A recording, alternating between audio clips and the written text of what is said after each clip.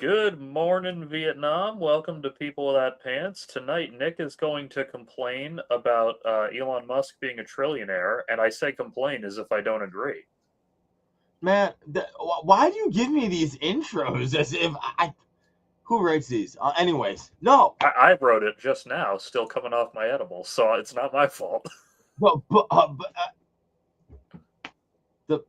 I blame the specific writer who wrote that then. True.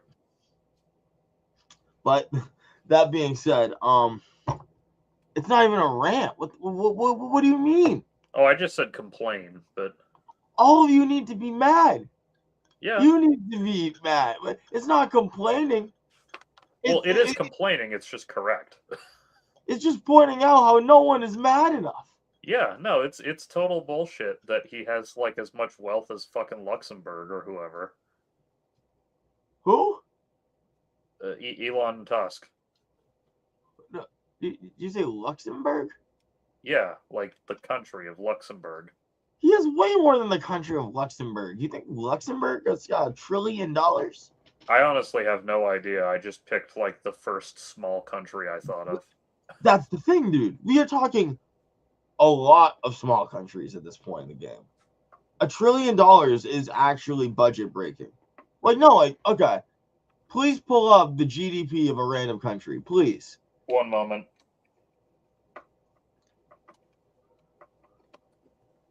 I mean, shit, let's use Luxembourg as the example. Sorry, I can't get the fucking cord back in. Oh my god. Find the hole. Find the hole. Too many substances can't find the hole, ladies and gentlemen. I don't know. Well, how are we doing today, folks? Didn't really introduce us, but we are People Without Pants, apparently. This is Lair Bear. He is on a mission from God. He's frozen. And he's gone. But that's all right, because I'm still here. And I'm there we go. What? Are you alive? Yeah, hang on one sec. Technical difficulties. Anytime that fucking mic comes unplugged, it loves to freak the hell, even though it's one of like 7 items plugged into the dock. Do you want to know what, folks? We haven't even hit 9 yet, so we are going to hit a rewind on the button and just say, hello, ladies and gentlemen. We are People Without Pants. I am Nick, and this is Larry, or are you this way? I don't know. Yeah, but it's okay. We still love you. Who still loves who? I don't love anyone. Oh, well, that's true. So Elon Musk has $1 trillion. That's fucked up. We should do something about that. And for legal reasons, I mean, petition the government for our grievances. Fuck all of that. You don't gotta play that. You should be mad. Yeah. And there's no laws talking about how pissed off you should be. However pissed off you are, you should be more. You should be extra pissed that the guy who gets to be the first trillionaire is the worst person on Earth. If when you hear this and you're like, oh, I'm already mad, no. Because that's exactly what a bunch of people do. And that's the problem. You're not mad enough. Because I want to really dig into this. Larry, please pull up the GDP of Luxembourg for me. A random ass country that he actually picked. GDP. And just throw it on the side. Yeah, let me drag it into my fucking... There's a problem with 3 screens. You got to drag shit around. Because you can't really determine the net worth of a country the right way. Yeah, that's actually a lot less than I thought it was going to be. Nope. That's exactly where I was looking. So see, to be clear, that means that's what they're pulling in on a yearly basis. Yeah. Consider now $2 trillion. It's like 20 times this. A country. Now pick another one. What region of Earth? Anywhere. That's how fun this game is. Eritrea. I don't know. Eritrea is on my mind today, just because I like saying that word. Fair. So, to be clear, if we're going for Africa, we can pull in most of it. I'm not kidding. Yeah, You need to comprehend how much money $1 trillion is. This is not like, okay, this number should not be in money because it starts to seem, yeah. Elon Musk has about a third of the total combined GDP of the entire continent of Africa. Well, hold on, I think he has more than just 1 trillion. I heard it was like 1.4. It's 1.4 and rising because he's pulling stock tactics. Yeah. Now, granted, do remember, everybody, that when we say has $1 trillion, we don't mean liquid because the economy doesn't work that way. Well, to be clear, it doesn't matter because what would you do liquidly with $1 trillion? The real question is nothing. What's the most expensive thing that you want to buy? Me personally? Yeah, pick anything. That fucking Lego Cloud City set that went out of print way too early, and I didn't get when I had the chance, and now it's like over $1,000. No, I mean like the really the most expensive thing you would ever want to buy. I don't know, a fucking house. Yeah. Okay. Where? Fuck it, New York City. Let's go expensive with it. Sure. So why don't you look at the price of real estate in Manhattan for me, please? Yeah. Yeah. No, I want. $1 trillion is hard to comprehend. A billion was already hard for the average person to wrap their head around because nothing you buy would ever be like this. But $1 trillion is fucking hypothetical money. Okay, so all I did was search Manhattan, and I put no boundaries or minimums or maximums or anything, and this is it. Yeah, sure. You're looking at buying a condo for like half a fucking mil. Let's be real. I'm gonna be honest, that's less than I expected. There's a lot of shit involved with these. I don't even think they're good ones. Not at all, but you know. Did I ask for Romulus, New York? I asked for Manhattan. Did I ask for Romulus? Why are you in here?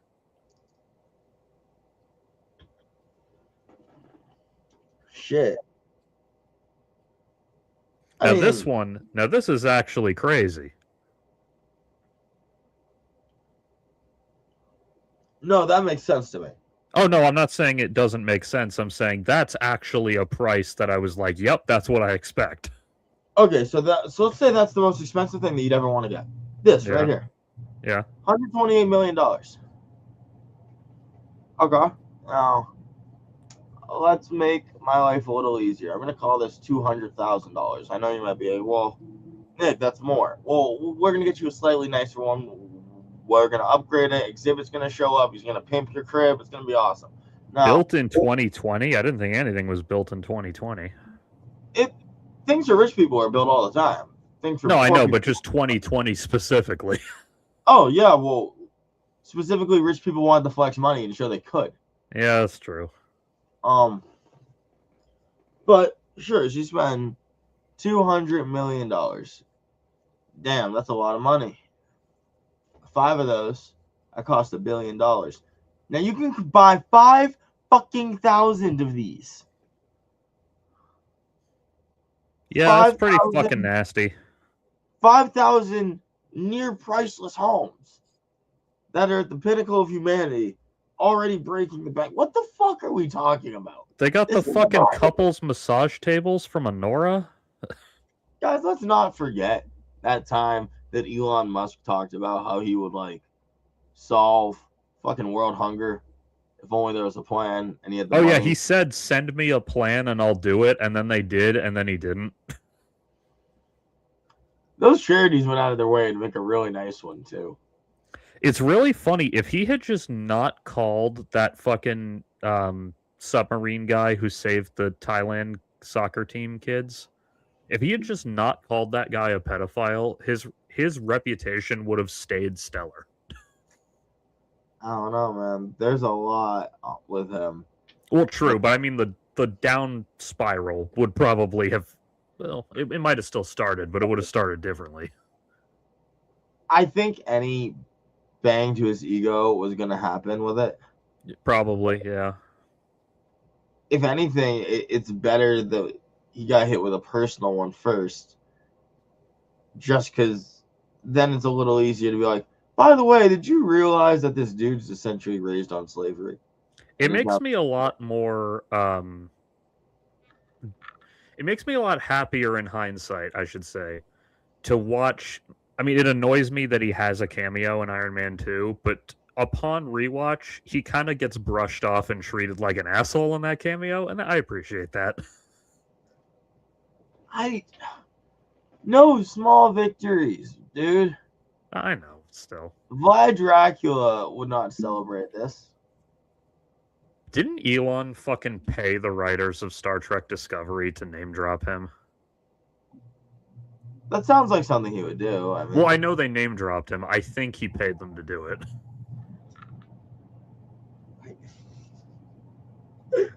because he doesn't really have a place where Star Trek is concerned. But... Now, to be fair, to my understanding, the character who references him is from the Mirrorverse, so everyone was like, oh, well, that makes sense. Then in the Mirrorverse, Elon is different. Sure, but then we're getting into Elon Tusk territory. Yeah.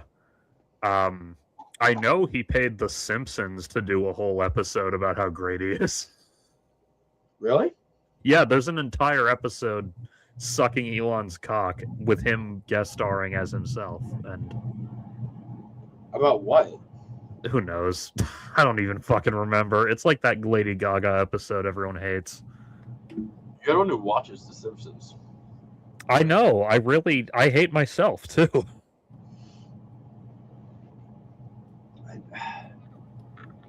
I don't think people understand. You can fucking buy the world at this point. Now, I will say this. The Elon Musk episode of The Simpsons came out earlier than I remembered. It came out in 2015.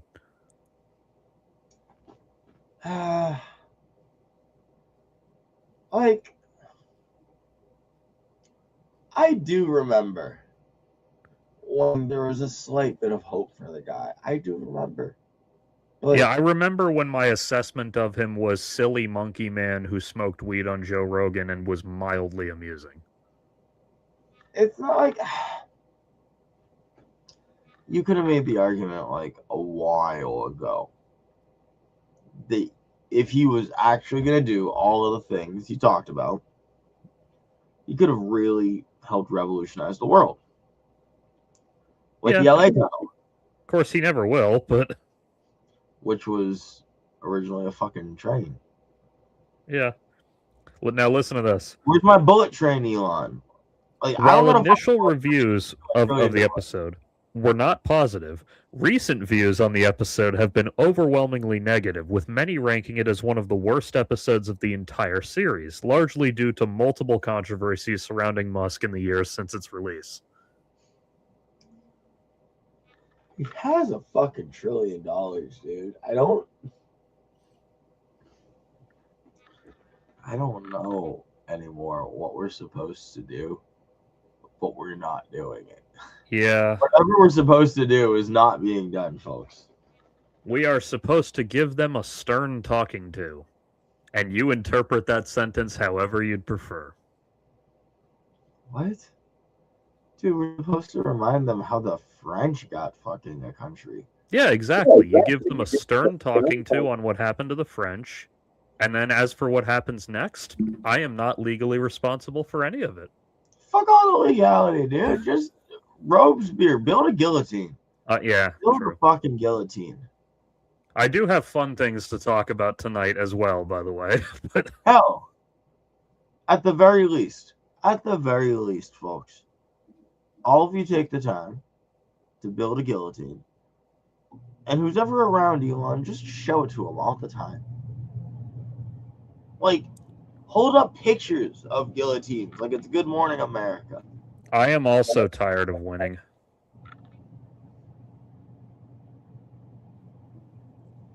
Also, apparently The Simpsons, there's an entire fucking Wikipedia section about its future predictions.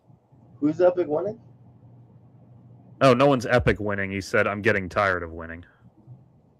What's he winning? Well, we supposedly we're winning everything because we're Americans and it's the golden age of Trump's America. But in reality, you know, Wait, because he's got $1 trillion, we're winning. well, I mean that's what Republicans would tell you. We literally don't have the calculated value of Dubai. It would go off. Like, Oh yeah, you hear about the blue reflecting pool? no, what's up with this? So Trump, for the 250 anniversary, he wanted the reflecting pool to get like a makeover, right? Sure. Like, okay, fine, whatever. So they had, at great expense to the taxpayer, they had the whole thing drained and repainted this like blue color so that it's like it's supposed to be American flag blue. It really isn't, but you know, whatever. What? Yeah, because he wanted the blue of the reflecting pool. He wanted it blue to like match the blue of the American flag. But because this dark blue paint absorbs a ton more sunlight, it has fucked up the temperature of the reflecting pool and allowed a bunch of moss and algae and shit to grow in there like pretty much unchecked because all the filters aren't built to handle this much. Why would you paint it and not just make the water? What the fuck? Yeah, here, let me pull up a fucking image of what it looks like right now.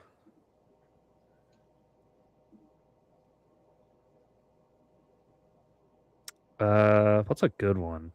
Yeah, here's a good one. Oh god, I don't even know anymore. Here we go.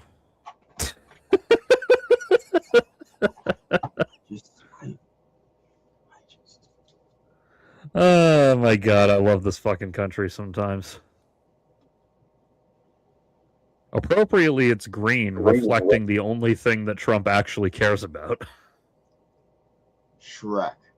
Yes. Shrek is love. Shrek is life. He does bite the... Do you remember that? Yeah.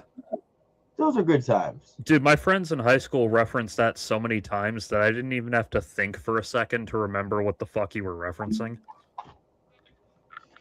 In fact, I was about to bring up, you know, there's the line, I bite the pillow, I do it for Shrek. We know that Trump does that for Bill Clinton and probably others. Oh, you can quote it. I love that for you. That's great. Only that one line. I only watched it the once, but I had friends who quoted it all the time. Shrek is love. Shrek is life. They want to use hydrogen peroxide to clean the pool. R.I.P. the ducks. Jesus Christ. This is like laughable how bad this is. All right, What? so what they honestly need to do if they were smart is one, turn the pH all the way in one direction. Kill everything, scrape off what they can. Turn the pH all the way in the other direction. Do it again. You're still going to be in kind of a little bit of a problem. So then you got to use some like appropriate cleaners. But we caused the problem. We're not going to fix it. Yeah, you could have literally just left it and it would have been absolutely fine.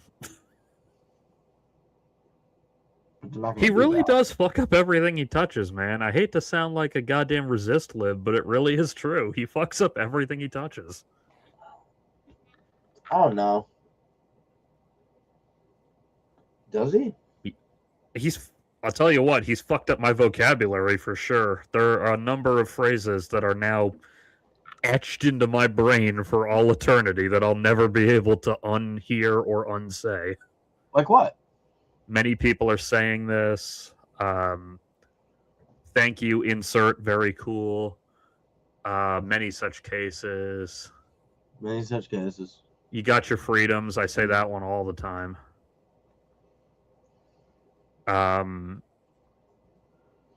What's the other one that he did? Other than you got your freedom. Oh, yeah. He just dropped a new one recently where he said in that part of the world, ceasefire is when they shoot at each other with more moderation.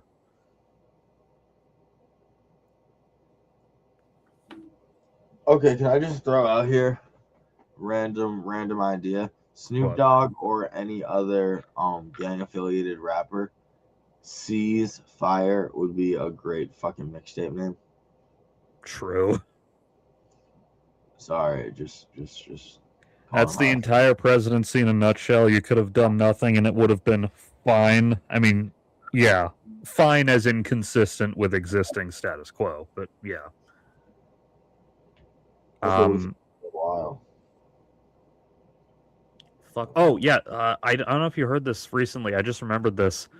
Trump supporters are so sycophantic. They did some kind of poll of them recently. I don't know the polling methodology, so it could be a small sample size, but it's Right. true in my heart, so I'm going to cite it anyway. Fair enough. A sizable chunk, I don't remember the exact number, but it was well over 50%. Like, it was in the 60s minimum. A sizable chunk of Trump supporters are so sycophantic that they genuinely, or at least profess to, believe that Trump would beat them in a fistfight. Well, if you think about it, he would. Why? Because he would just lay on top of them? No, because they'd go up to him and they'd be like this. And then he'd be like, yeah. Oh, yeah. And then they'd be like, come on. You can do better than that. I mean, he is so fucking fat that he could probably win against some opponents by simply just going limp and sprawling on top of them. I don't know. He's the type to just kick you in the balls and shoot you in the head. Like, well, he wouldn't shoot you personally, I don't think, because I doubt that motherfucker has ever touched a gun in his life. But yeah, he'd probably kick you in the balls. he'd kick you in the balls, and then, like, well, if he had to, he'd shoot you in the head. Oh, I'm not saying he's unwilling to. I'm just saying he has people for that. They would tell us, they would believe the sky is red if they were told, hell, Fox News told us the pool was blue while standing in front of the green pool. I do remember that. That was a good one.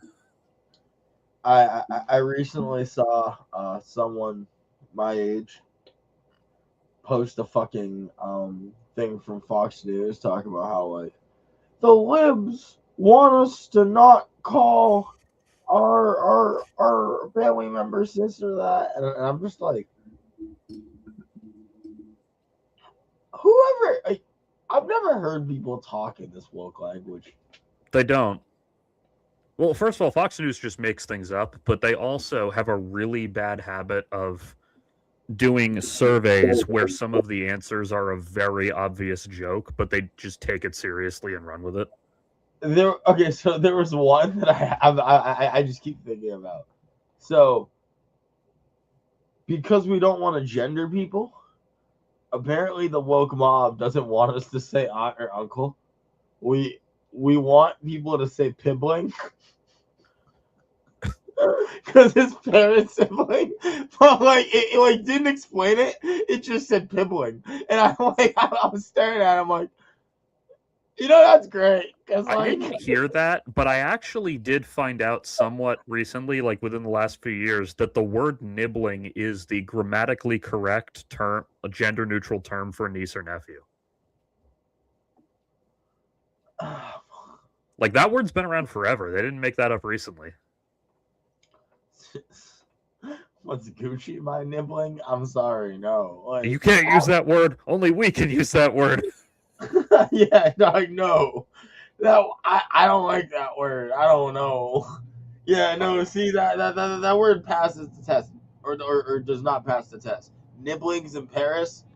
I don't feel right about it. Yeah. N. Okay, lots of words start with N. I. It's not even that. It's the feel of it.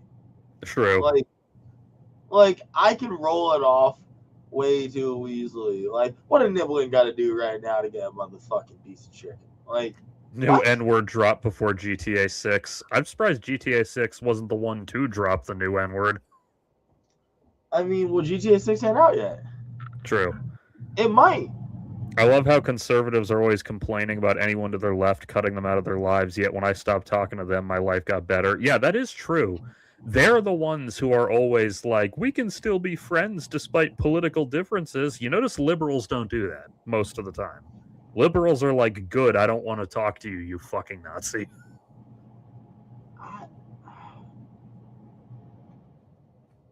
I see both sides do it, but I do see conservatives do it more. Speaking of Nazis, have you seen the movie Freaky Tales? No, but I did recently rewatch Green Room. I haven't seen that one, actually. What the fuck are you doing? I've been watching other movies. I just saw a new one today. Green Room's fun. Fucking it is an interesting look into. So, do you know about the whole Nazis are constantly trying to take the punk genre, Yeah, that's actually one of the things talked about in Freaky Tales. Go on. and punks are constantly trying to not let it happen, Yeah. as popularized by the Dead Kennedys song "Nazi Punks Fuck Off." Yeah. Now, it's great because this movie is pretty much a punk band gets scheduled for a random show by like a random sketchy gig coordinator because they've had shitty gigs and they're punk as fuck and just hitting the road in the van. They end up in the wrong kind of punk band. Yeah. Or I'm sorry, the wrong kind of punk venue. And they're like, all right, let's start off playing a cover. Obviously, that's not greatly receptive, but they do it anyway, and they have a good concert.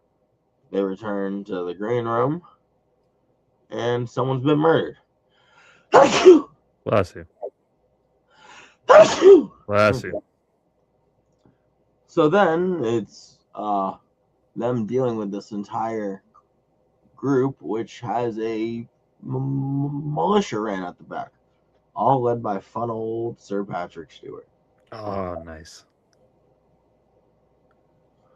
It is fun.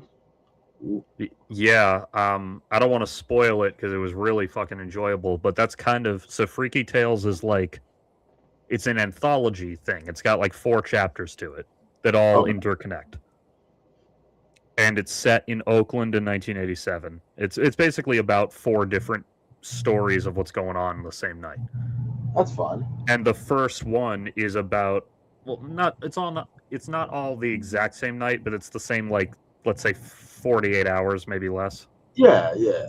And so the first little vignette in the movie is about a group of like punk kids at a punk venue trying to defend the venue from a gang of skinheads.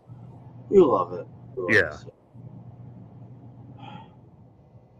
Fucking skinheads. The skinheads come back in the final chapter in a different context that I won't spoil for you, but Well, you just told me they come back. No, well, I don't mean the exact same ones. I mean you're another plot line involving wrong. skinheads. Also, it is just like a street tussle. They're not like shooting at each other with guns. They're just like whacking each other with planks of wood and shit. Well, yeah, that's normally how it goes with these kind of things. My point is that they survive. Anyway, shockingly good movie. It's got Pedro Pascal in it and Ben Mendelsohn and fucking. Do you know the basketball player Sleepy Floyd? Sleepy Floyd? Yeah. No, I don't know a fucking guy named Sleepy Floyd. That sounds like your uncle's weird drug dealer. No, he was a reasonably famous basketball player in the late 80s. Oh, okay, he's an 80s basketball player. He's allowed to be named like a wizard then. Yeah. So he has the real Sleepy Floyd has a tiny cameo in the movie as like one of the guys at the restaurant, but there's a fictionalized version of him who's like the protagonist of the last act, and he like hacks a bunch of motherfuckers up with katanas. He's like a Bruce Lee fucking mystic style martial artist, apparently. Bruce Leroy out here. Not only in terms of his fighting style, but also like the pseudo mysticism, like being good at kung fu gives you superpowers type of thing. So he's Liu Kang? Basically, yes. Nice. Is he related to Sleepy Joe? He's black, so maybe. Sleepy Joe. How the fuck is Sleepy Joe still alive? I was talking about that with my mom the other day. I mean, I don't know. Well, the reason, not just because he's old, ha ha ha. He has stage 4 prostate cancer that has metastasized to his bones. He has like the best medical technology available on the planet. Oh yeah, he does. I guess let me rephrase. I'm not shocked he's still alive. I'm shocked at how healthy he still looks. Like, I guess my point is why? Because like, shouldn't you think that they have like some really good tech? Well, I'm sure they have really good tech, but the best tech in the world can only fight metastasized stage 4 cancer for so long, especially in a guy as old as him. Maybe if you're poor. I actually, I had a realization the other day. Do you remember the time Biden randomly claimed that if he was reelected, they'd cure cancer? Yes. Back in like 2023 or whenever? What, someone probably told his ass that they'd cure his cancer? I think that he knew he had cancer then. I think he was like, nah, fuck that. I'm gonna fucking fund research to beat this. If not for me, then for others. If not for me, then for others. I mean, I'm not a fucking big Joe Biden fan, but I imagine that if he invented a cure for cancer, or if it was invented, Biden would consider it a net gain for the human race. I mean, he's not a fucking... I don't know, man. He doesn't want his kids growing up in a racial jungle. That depends on what he I'm not defines. calling him he's a good person. I'm just saying what he defines as the human race is very subjective to me. When those were his exact words. That is true. I mean, granted, that was 50 years ago. Maybe he's I changed. don't give a fuck. Maybe I not. don't forget. No, that's the point. Is he thinks he can bury it. Like that ingrained like okay. Yeah. That is not like a child's feelings. That was a grown man in politics. Yeah, he was like 30. Yeah, old enough to know better. Doesn't go away. You just learn to fucking mask it and bury it and cover it. I do not think for a fucking second he got like better. Yeah, I don't think so either. I'm just acknowledging that it's humanly possible. Yes, it is. But yeah, I do believe part of Joe Biden cares about the American people. Yeah, I mean, he is a politician. There's some part of him that gives a fuck. It just got buried under years of fucking senatorial bullshit. Absolutely. I just very much question what he defines as people. True, but anyway, my point is that I suspect, because the official story is that he wasn't diagnosed with said cancer till after leaving office, but that's fucking bullshit. Because it's stage 4 cancer, which means he had it for years. You're telling me that the president, that went unnoticed in the president? You got a point. Like, especially at his age, too. Like, even normal-ass dudes are getting prostate exams, like, once a year from age, 40 onward? Let me put a finger in your butt. Yeah. So I suspect that he probably was quietly diagnosed in, like, 2022 or 3, and that was one of the things that motivated him to say, we're going to cure cancer, especially because he never fucking said it again.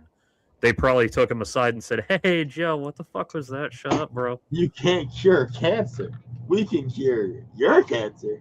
You gotta shut the fuck up. Yeah, like, because Biden, like, for better or worse, he wasn't exactly a dude to, like, drop something once and forget about it. Most of the stuff he said tended to be similar stuff to what he always said, you know? Are you one of the believers that we already have a cure to cancer? I doubt it. You don't think the whole, like, it's more profitable to treat people than to cure people thing? Well, yeah, but, like, a scientist still has to come up with that, and, like, a scientist, even ignoring the ethics question, like, any individual scientist would get so fucking monstrously rich from a cancer cure that he would just go around whatever pharmaceutical company he worked for. Wouldn't he just get bought out, and that's how he'd get monstrously rich, and then they'd take the buyout, and then the information is gone? But if that was true, wouldn't we have, like, why did this random scientist suddenly show up with $1 billion? I feel like people who get $1 billion usually either fuck off or die. Well, or that then, why'd this one random scientist at Pfizer suddenly disappear? I mean, that shit do be happening. Occasionally, again, none of it's impossible. It's just that I haven't seen any strong evidence to suggest it, so I'd have to say no. Fair. God, I wonder what diseases the current president has that they're hiding. They're not hiding shit that he has, bro. They think they are, but they aren't. I mean, he's probably got a couple STDs. Maybe he's got syphilis. That's a long-standing theory to explain his behavior, because syphilis does fuck with your brain if it goes untreated long enough. Yeah, dude, like the old Al Capone way. Like, I've also heard just simply sleep deprivation. Because From Trump doing has. what? What do you mean? What's keeping him up at night? He's bragged for decades about how little he sleeps. I don't believe him. Well, I mean, he could be long, but then again, now we have his fucking Truth Social tweets coming out at like 3 a.m. every morning. So now I believe him, but it is known amongst his like people who've worked with him for a long time, though, that he does sleep like 3 to 4 hours a night max. Like he's always fucking up doing something stupid. By the way, that statement was kind of like a weird thing if you take it out of context. Which one?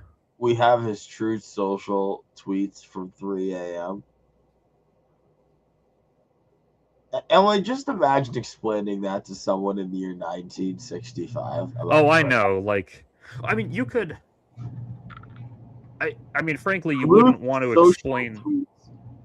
It depends how detailed you have to explain. Like, if you just explain, hey, we have an instant messaging service where the president can post messages and sometimes he does it late at night. Like, if you phrased it like that, they'd get it.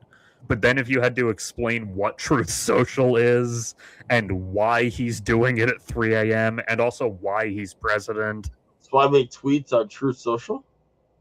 Well, I mean, tweet, you know what I mean. But no. See, because then you'd be like, well, no, actually, you make it on Twitter, but he's not allowed on Twitter anymore. Well, he is now. Now he'd get in legal trouble because he bought such a big stake in Truth Social, so now he has to use that instead. No, he is, but he owns Truth Social. So you got to be involved in Truth Social and post on Truth Social. And at this point, they're just like, what the fuck are you talking about? Yeah, I mean, like I said, if you really dumbed it down, you could get someone from that era to understand the concept of, yes, a message board the president has access to. The concept, though. It's about like explaining that sentence. You never saw Stranger Things, right? No, I did not. If you see, I think it was season 3 or no 4. It was season 4. There's a scene where they go. Dustin has this like girlfriend he talks to mostly over radio. Is she from Canada? No, she's from Utah. I love that. Which is vaguely near Indiana, like near enough that they can talk on the radio, but you know. She's a Mormon. They never say explicitly, but that is very strongly implied because she lives in a strict religious household with like 4 or 5 siblings minimum. So she lives in Utah. Yeah. If you live in Utah, I'm safe to call you a Mormon until you say that you're not. Yeah, especially because they have crosses all over every wall, and like she has fucking 7 siblings. Does she ever come back? She appeared a few times throughout the show. I don't think she came back in the last season. As for why, I don't know. They couldn't get the actress. Fucking, I don't know. Underrated piece of Stranger Things lore. Dustin gets his own planet. Well, he's not a Mormon, but yeah. He will be. In fact, that was a joke that when she's talking about why her dad confiscated the computer, she's like, and she did not love, she's like, and he didn't love that I was dating an agnostic, by the way. Anyway, the reason I brought it up is because at one point they need her help because she's like a tech whiz. What? What?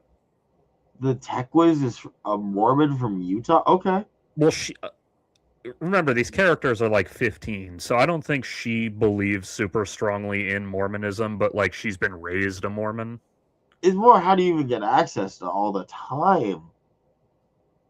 Well, again, they never did explicitly say the family was Mormon, so they could just be normal-ass Catholics who take it really seriously. I don't know. There's no normal-ass Catholics in Utah. There's got to be one. I doubt it, but there's got to be one. Sure, but I'm not going to assume you are the one unless that's like your opening line in your story. She knew the Fibonacci sequence or something. Yeah, she's very smart. She's into tech, and she's like a hobbyist, of course, because she's just in high school, but like...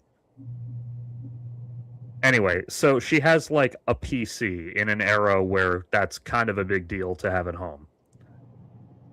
Money. Where she would get that? Based on the size of their house, I'm assuming this family is rather well off.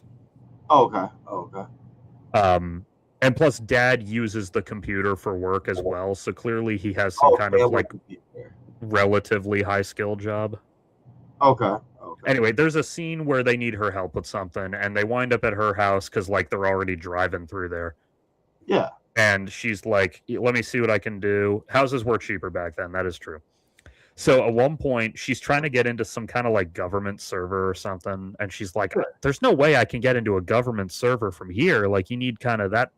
And she's looking into it as she types it. She goes, "Wait a minute. Yes, I can. What? How? It's connected to the internet." And then one of the guys goes, "What the hell's the internet?" Because it's 1986. So she has to give these like stoned idiots like a crash course in 1980s terms on what the internet is. Imagine a spider web connecting all computers. Like, well, she says somewhere in there like, "Oh no, you'll know in a few years. It'll change the world." And of course, they're all like, "Sure, whatever." that's like the corny line from Back to the Future, which I'm still mad about. Which one? Where it's like, "Oh, you won't get that, but your kids will love it." Well, remember, that wasn't a cliche when they did it. Remember, white people didn't fucking invent Chuck Berry. I know. Yeah, no, the people, they've written whole dissertations about the implications of that one. Trust me. I know, and it's fucking great, because that is wild. I thought you were going to reference the Who's President in 1985 exchange. Who is president in 1985? Ronald Reagan. I'm confused. Why? What, like, what exchange then? Am I missing something? Oh, the scene in Back to the Future where he's like, "Oh, really? Well, if you're from 1985, who's president?" Ronald Reagan. Pfft, Ronald Reagan, the actor? What, is Jerry Lewis the vice president? Oh, okay. Apparently, when they screened that movie for Reagan, he thought it was so funny. He actually made them rewind because he laughed so hard he missed the next like 20 seconds of dialogue. Oh, Reagan. Yeah, I know. He name dropped it. It's hilarious. Speaking of, I watched a movie the other day, which I messaged you about briefly, called The Laughing Policeman, which is from 1973. How was it? It's pretty good. It's not my favorite police drama from that era, but it was really good. But it's set so early that this is kind of obscure. I think he was the police captain. He has a framed and autographed photo of Reagan in his office, and that's kind of a big deal because this takes place so early that was Governor Reagan. He has a framed side photograph of Governor Reagan. It's silly. Yeah, I know. But I like that. Yeah, it was a pretty good movie. Though my favorite mid-70s cynical, disgusting Walter Matthau police procedural still remains Taking of Pelham 123. I still gotta watch the original. Yeah, I've never seen either of the remakes. I've heard reasonably good stuff about the Tony Scott one. So, I've heard there's a lot of like super queer implications about that story, and I don't necessarily understand. Do you understand anything about this? I've only seen the 70s one, so I can't really say. Okay. I gotta. If anyone knows how I can learn more about that, I'm genuinely curious. There were queer themes to Laughing Policeman near the end because one of the suspected motives of the killer is that he was like gay and went crazy, but then like they kind of have to discount that because they're like I think the exact phrase he used is, "Well, being a fruitcake isn't a crime," because it was 1973, of course. I thought fruitcake meant crazy person. It does in general, or maybe he said fruiter or fruit or something. What is he in fucking London? Well, that was a much more common phrase in the 70s in the US. Fair enough. It didn't die out in England the same way it did here, but England also just has some like really weird slang for queer things. oh yeah, I haven't been the same since I learned that a ton of the weird post-apocalypse slang from the Mad Max movies is just actual Australian slang. Like what? um, what does the girl call him in Fury Road? She says he's a something who eats schlanger. I couldn't tell you. I don't know. There's a like schlanger. Well, there's one. Is like I assumed that was like a weird English bastardization. No, that's just an actual slang term from Australia. What does it mean? Schlang in that cock? Like, Yeah, like she says he eats schlanger means he sucks dick. oh, Or like the fact the black thumbs, they call their mechanics black thumbs. I assumed that was a post-apocalypse invention, but no, that's just a slang term for an auto mechanic in Australia. I feel like I've heard that in general though. You Like, probably have because you've watched enough stuff that's from Australia, I guess. no, like I don't even think that's just Australian. I mean, it might have spread elsewhere. I know it originated there. The Aussies are spreading out. They're colonizing. I'm trying to remember if there's anything else really important worth mentioning about that movie. I don't know. It was pretty good. But yeah, you definitely need to see the original Taking of Pelham because it's just like I've made this joke before, but it has authentic racism. What do you mean? Actually, not racism. No, a lot of movies set in that era. Well, first of all, a lot of them just shy away from the era being racist, which is another problem. But for the ones that don't shy away from how racist it was, they tend to like really emphasize how racist it is. Like when they have like the police captain make a racist comment, like they let it sit for a minute so that you, the audience, are like, oh, he's not a good guy. Yeah. But because it's a movie that's actually from that era, it doesn't do that. It's just that because of the era it's from, a few comments make it through. That's fun. Part of what makes that movie age better is that the protagonist is never the one making the shitty comments. It's the people around him. And sometimes he even says, like, yo, cool it with that bullshit. Nice. Okay, so that's a bit good. My favorite type of TV racism is Pierce's dad from Community. I haven't seen enough of Community, but wait, isn't Pierce Chevy Chase? Yes. So how is his dad still alive? Do me a favor and pull up a picture of this guy. Because he's old.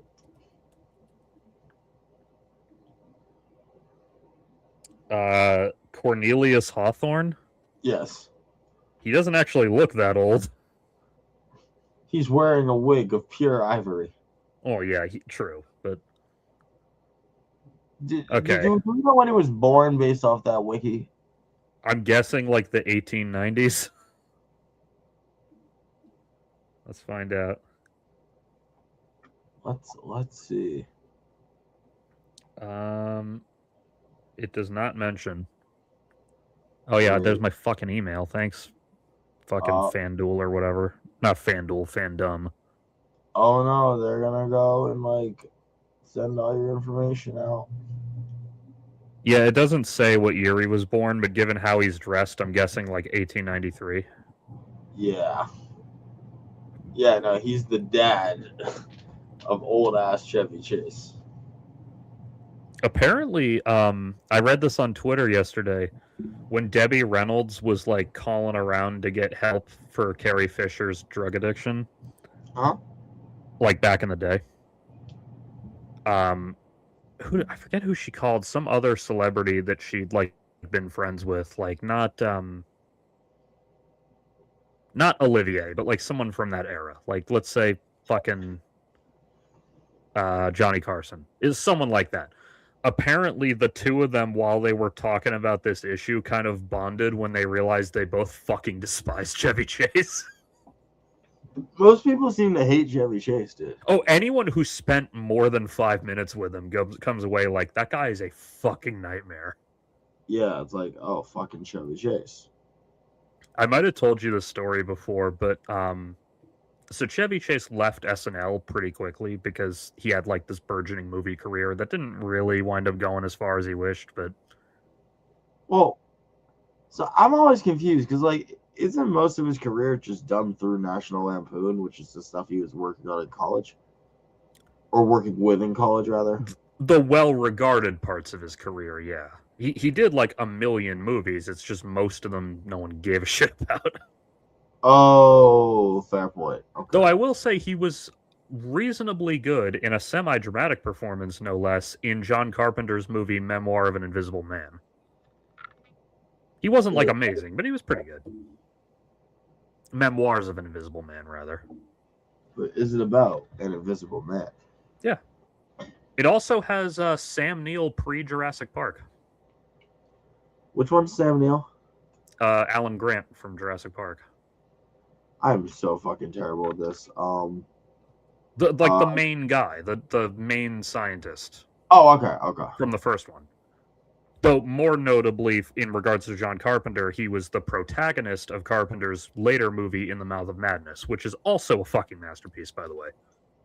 Why does that sound familiar? It's a pretty famous movie that I've definitely mentioned to you before. Is it a book as well? There's like an in-universe book called that. Okay. Because like the main character, there's like an author and everything. And anyway, I don't want to spoil In the Mouth of Madness because it's too fucking good. I want you to just watch it. All right, I'll just watch it. But anyway, before he was the protagonist of that, he was a supporting character in Memoirs of an Invisible Man. Anyway, I was talking about Chevy Chase. So other than like the National Lampoon Vacation movies, no one really gave much of a fuck about Chevy Chase's film career, which makes it really funny that he left SNL in like season 2. But he came back to SNL periodically to host and guest star and everything. Sure. And in one of the episodes of season 3, I've seen the first 3 seasons of that on DVD because they released them like in their entirety, uncut and everything. And I bought them for my dad for Christmas one year and we watched them together. So there's one episode, I think season 3, so it's like 1977 or 8, where at the end of the episode during the good nights, if you look really closely, you notice that Chevy Chase and Bill Murray are slightly disheveled and that Bill Murray does not look happy. Did they fight? Yes. Like immediately before the goodnight curtains came up, the two of them got in a fist fight that like apparently Belushi kind of egged it on a little, but then once they actually started fighting, he was like, whoa, okay, hang on. So like Belushi and a couple others broke them up. That's fucking hilarious. You might be thinking of In the Heart of Darkness, which is another. That's what I was thinking. Thank you. I appreciate you so much. Anyway, the reason this story is so funny isn't just because they fought. It's because, do you know what comment from Bill Murray made it turn physical? No. Bill Murray called Chevy Chase medium talent. That says so much about Chevy Chase that the comment medium talent made him so mad that he started throwing punches. Immediately was like, how dare you call me the fuck out? And it's so funny because it's accurate. Yeah, Chevy Chase, he's pretty good at a few things. Enough to be a featured player on SNL. And that's it. He's like, medium talent. He's got enough talent to be a supporting player in comedy. And he has 1 or 2 decent roles, and that's it. He's really known for those roles. Mediocre. Yeah, like I said, he was reasonably good in Memoirs of an Invisible Man. That's not the most dramatic role, but it's got some comedy stuff in it. Let's be real. It's all about Vacation otherwise. Yeah, other than Vacation, there's not much he did film-wise that people really cared about. Like maybe Three Amigos, but he was only one of the 3 stars in that one, so. That's why I think Community is such an interesting thing, because it's the only other time to me he's funny consistently. In the same era he did this, he had a little tiny role in that movie I told you about, The Last Movie Star.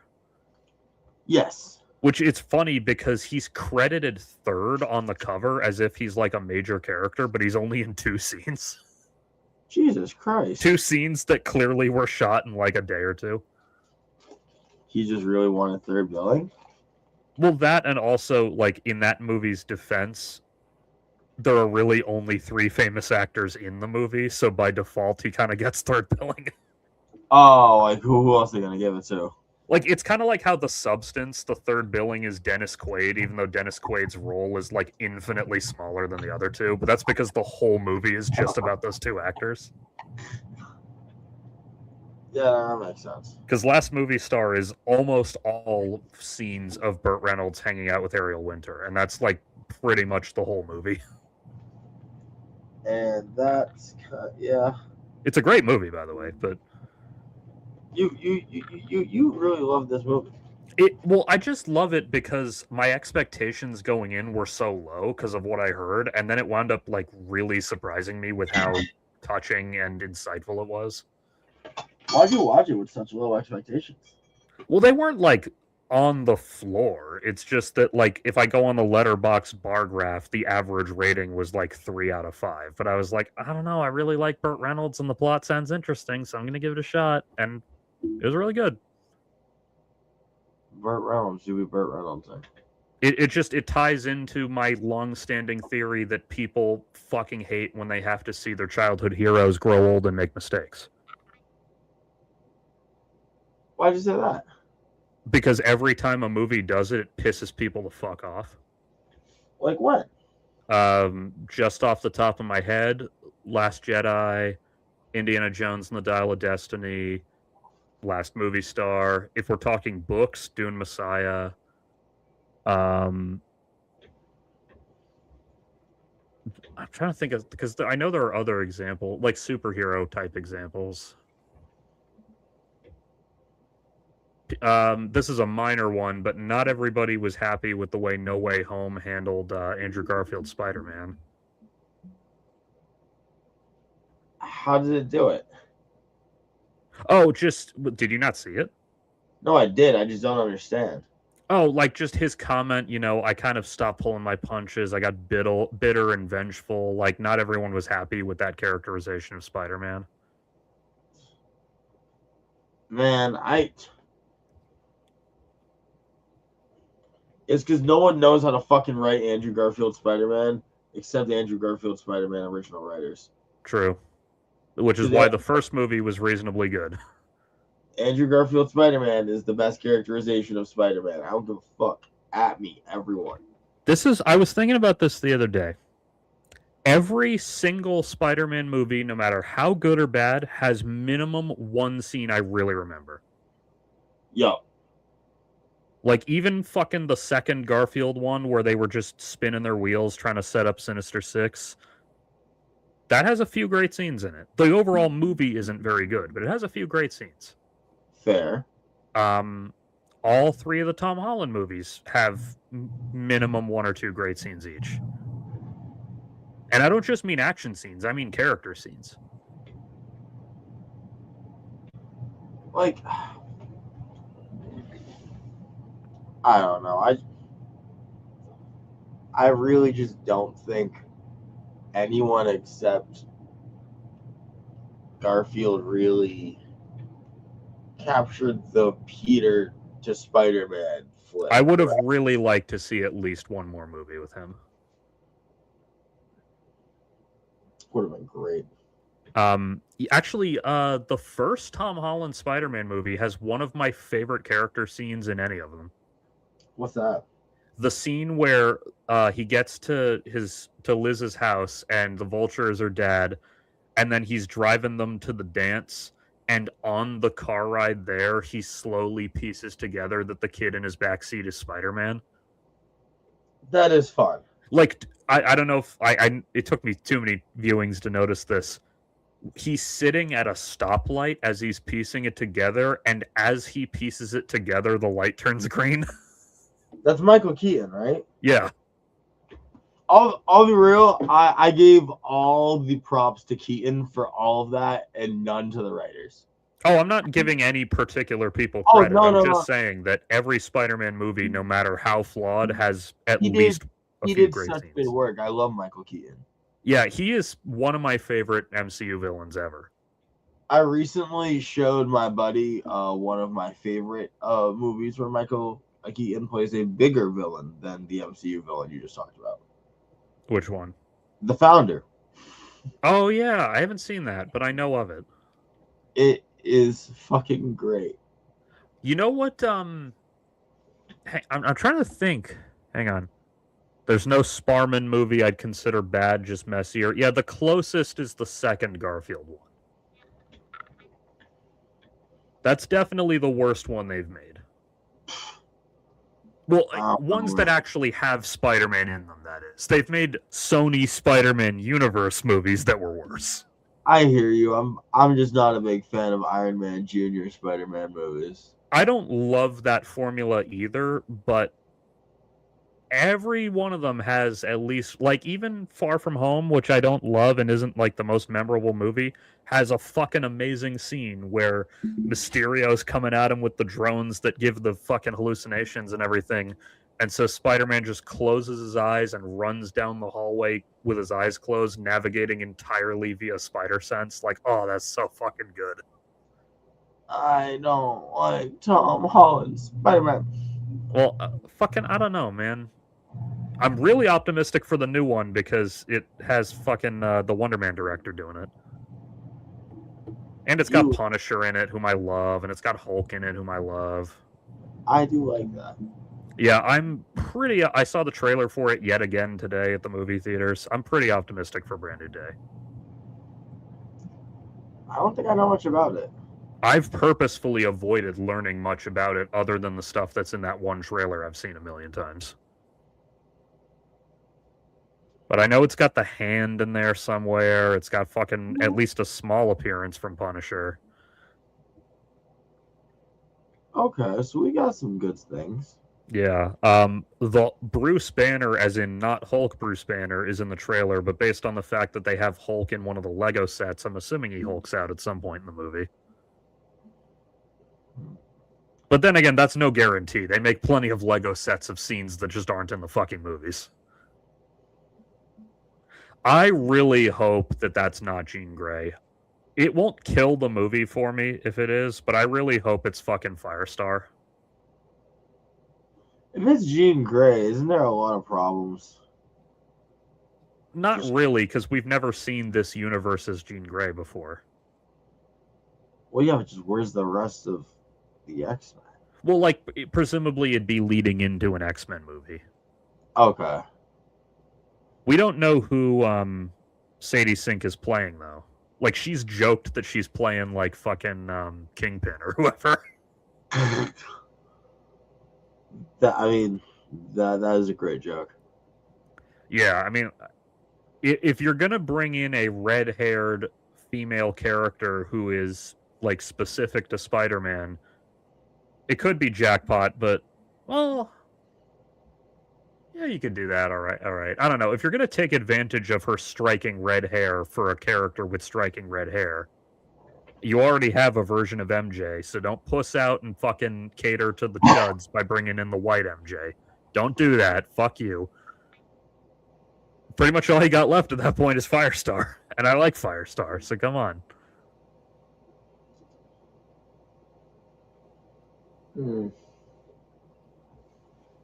Are we sure she's going to be red-haired in the movie? We're not sure of anything. I'm just saying that if they were going to take advantage of that, really their only casting options are Firestar or pussy out and get white MJ. Are we getting Black Cat? I don't think they've confirmed that. But that's not impossible either. Just give me Black Cat. I'm not sure Sadie Sink has... I mean, she's not a bad actress. Maybe she can pull it off, but I've never mentally put her into the Black Cat mold. It doesn't have to be her. I just need Black Cat. Yeah, I mean, they'll definitely drag her. They had a semi-cameo from her in No Way Home. What do you mean by that? At the end, when the dimensions are merging and there's, like, portals opening and shit, a lot of the figures we see through the portals, based on their silhouette, are supposed to be, like, classic Spider-Man villains. Oh. And one of them had, like, a silhouette matching Black Cat, kinda. I guess if we count that, yeah, okay. Yeah, I mean, that doesn't really count, but, like, there was a Scorpion and a Kraven in there, too, so it was just little, like, see, we know. Like, we remember? People have been fan casting the chick from Obsession as Black Cat, who is also in Superman and Lois. Real OGs will know. Yeah, Inde Navarrete or something. Sarah Cushing from Superman and Lois. That's what I fucking know her as. Throw her up on screen to make sure I'm thinking of the right person. Yeah. I've got the face with memory of a goldfish. Here she is. Yes. It's funny because she played a teenager for so long that I forget that she's actually like 25, and so it's okay to sexify her a little bit. Like, she's not actually a teenager, Larry. Well, it's not just not a teenager, it's the fact that, like, she's not fucking 18 years old.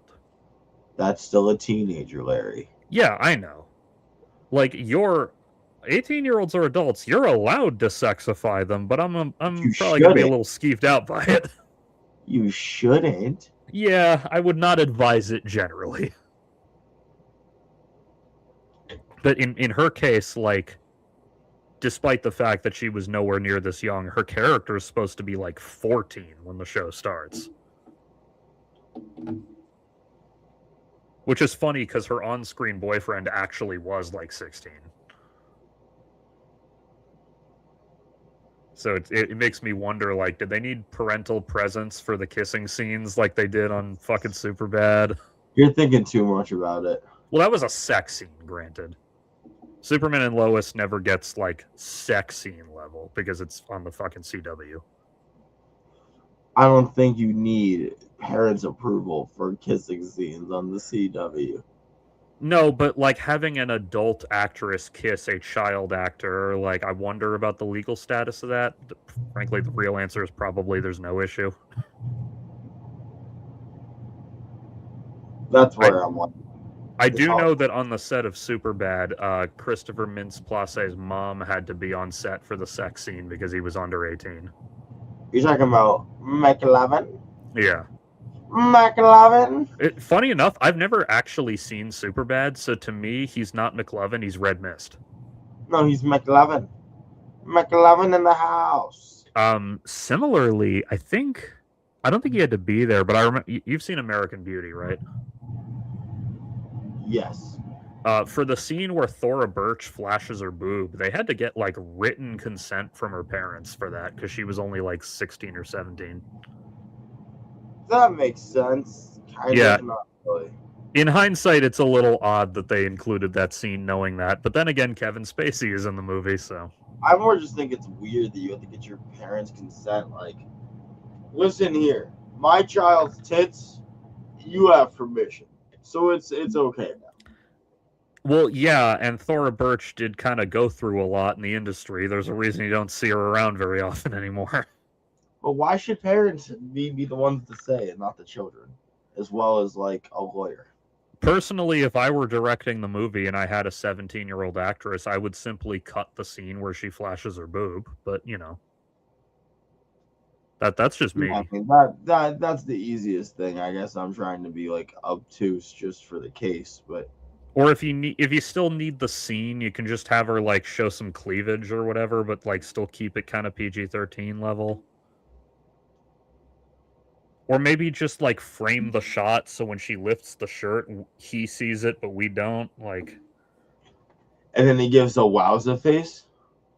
Well, that kid doesn't fucking make any faces, because that's his character. He's always, like, silent. Well, I know, but you know what I mean. See, I don't mind when they cast actual teenagers as the teenage characters, as long as you fucking work around that. Well, yeah, but you only gotta see teenagers fuck. Yeah, I mean, if we're gonna depict that, which we do often, we should stick to the grand Dawson's Creek tradition of casting 25-year-olds as the 16-year-olds. Listen, I understand that you want to hear more weems singing about teenage dirtbags, but if I hear Dawson's Creek come up, man, I've never actually watched it. All I know about it is that it's well known for casting actors way too old to play teenagers. And you gotta know about Ween's Teenage Dirtbag. Well, yeah, I know the song. I'm just a teenage dirtbag, baby. Actually, the movie American Pie, I remember reading about this when I saw it, was notable for the fact that almost all the actors in it actually were like just a year out of high school, Well, that's perfect. except for Tara Oh, Reid. But why did I see something about the girl from American Pie is fucking doing an OnlyFans now? which one? The one who like her entire bit was you can see her tits now. Oh, Shannon Elizabeth? Yeah. Yeah, she's been doing that for a while. That's okay. Well, I thought no, you meant that like Allison Hannigan was on there, and I'm like, give me a minute. are you talking about the trumpet girl? It was a flute, but yes. I mean, what are we talking about?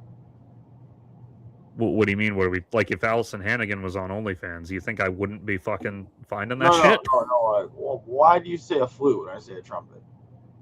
Because the flute is what she used. Oh, you're talking about what she plays normally. Okay, I was talking about the other famous scene with her. Just making sure we're on the same page. I was called a teenage boob growing up, but it meant something very different back then. Yeah, I remember Drake and Josh. What? I will literally, it was like Drake and Josh is the thing. Well, I remember because they always used to use that as an insult, but I remember, I think because it was the movie, they were allowed to be the tiniest bit more explicit, even though it was airing on the same channel. In the Drake and Josh Go Hollywood movie, there's a scene where Megan realizes that they left, and she goes, "Those dumb boobs," and then the lady that she was talking to can still hear her and goes, they probably wouldn't have been allowed to do that on regular Drake and Josh, but maybe the movie was allowed to go farther. I don't know. I don't know, my guy. Do you know how much sexual deviancy went on at that headquarters? Oh yeah, I know. Trust me, I know more about it than I wish I did. You probably know more about it than me. I did watch all 4 parts of Quiet on Set, so yeah. Why? Morbid curiosity, I guess. Speaking of, I also watched the Netflix documentary about kidfluencers. How was that? Horrifying. What'd you learn?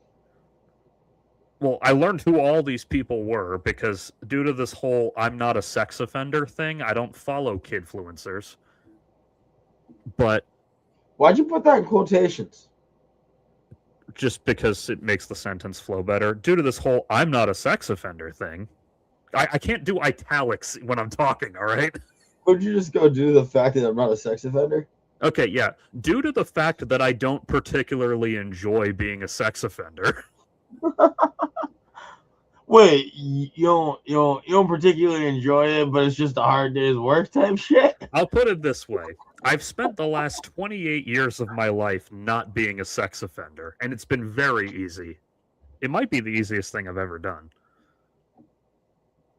Anyway, I watched this fucking... So I learned who all these kidfluencers are, because I'd never heard of Piper Raquel or any of them.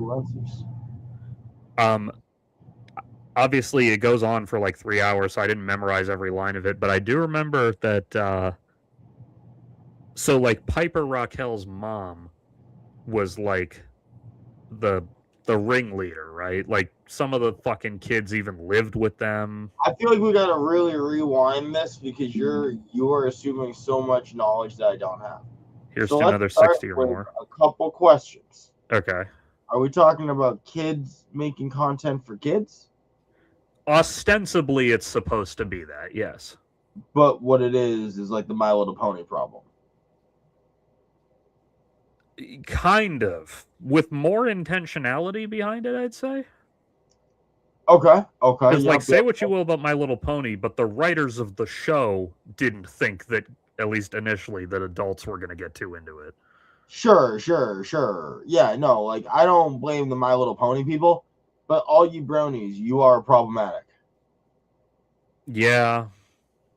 Well, unless you're just one of the dudes who happens to enjoy the show because it's a good show. Like, that's fine, I guess, but... write a fucking book for me and show me that you literally care about this in a non-creepy way, and I will take this seriously. I did. One of my friends in high school actually was somewhat into My Little Pony, but not in a sexual sense. He just enjoyed the cartoon. Why? What I, do you get from this that you can't get from like any other fantasy realm?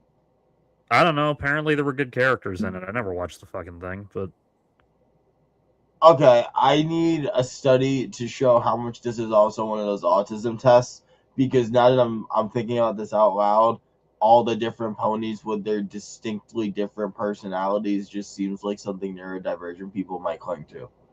thinking back on this friend of mine, that's not impossible. Okay, I'm just curious if there's like a Venn diagram here. Yeah, no, he wasn't obsessed with it. It was just one of the many shows he watched once a week. Also, he probably had younger siblings because he was the Mormon guy I was talking about. So he probably had younger siblings who got him into it, and he was like, "Damn, this ain't bad." Ladies, if you hear that a Mormon who watches My Little Pony once a week wants to go on a date with you, well, he's not Mormon anymore. He was raised Mormon and left the literal second he was allowed to.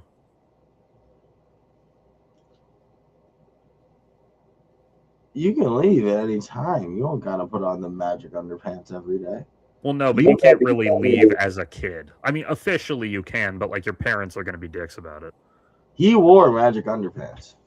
Actually, you don't do that till after your consecration, whatever. So, So he never put on his magic underpants? I'm not saying never, but he certainly wasn't a regular wearer of them. I just watched the DCAU like a good little boob. Yeah, that's true. That's what we should be.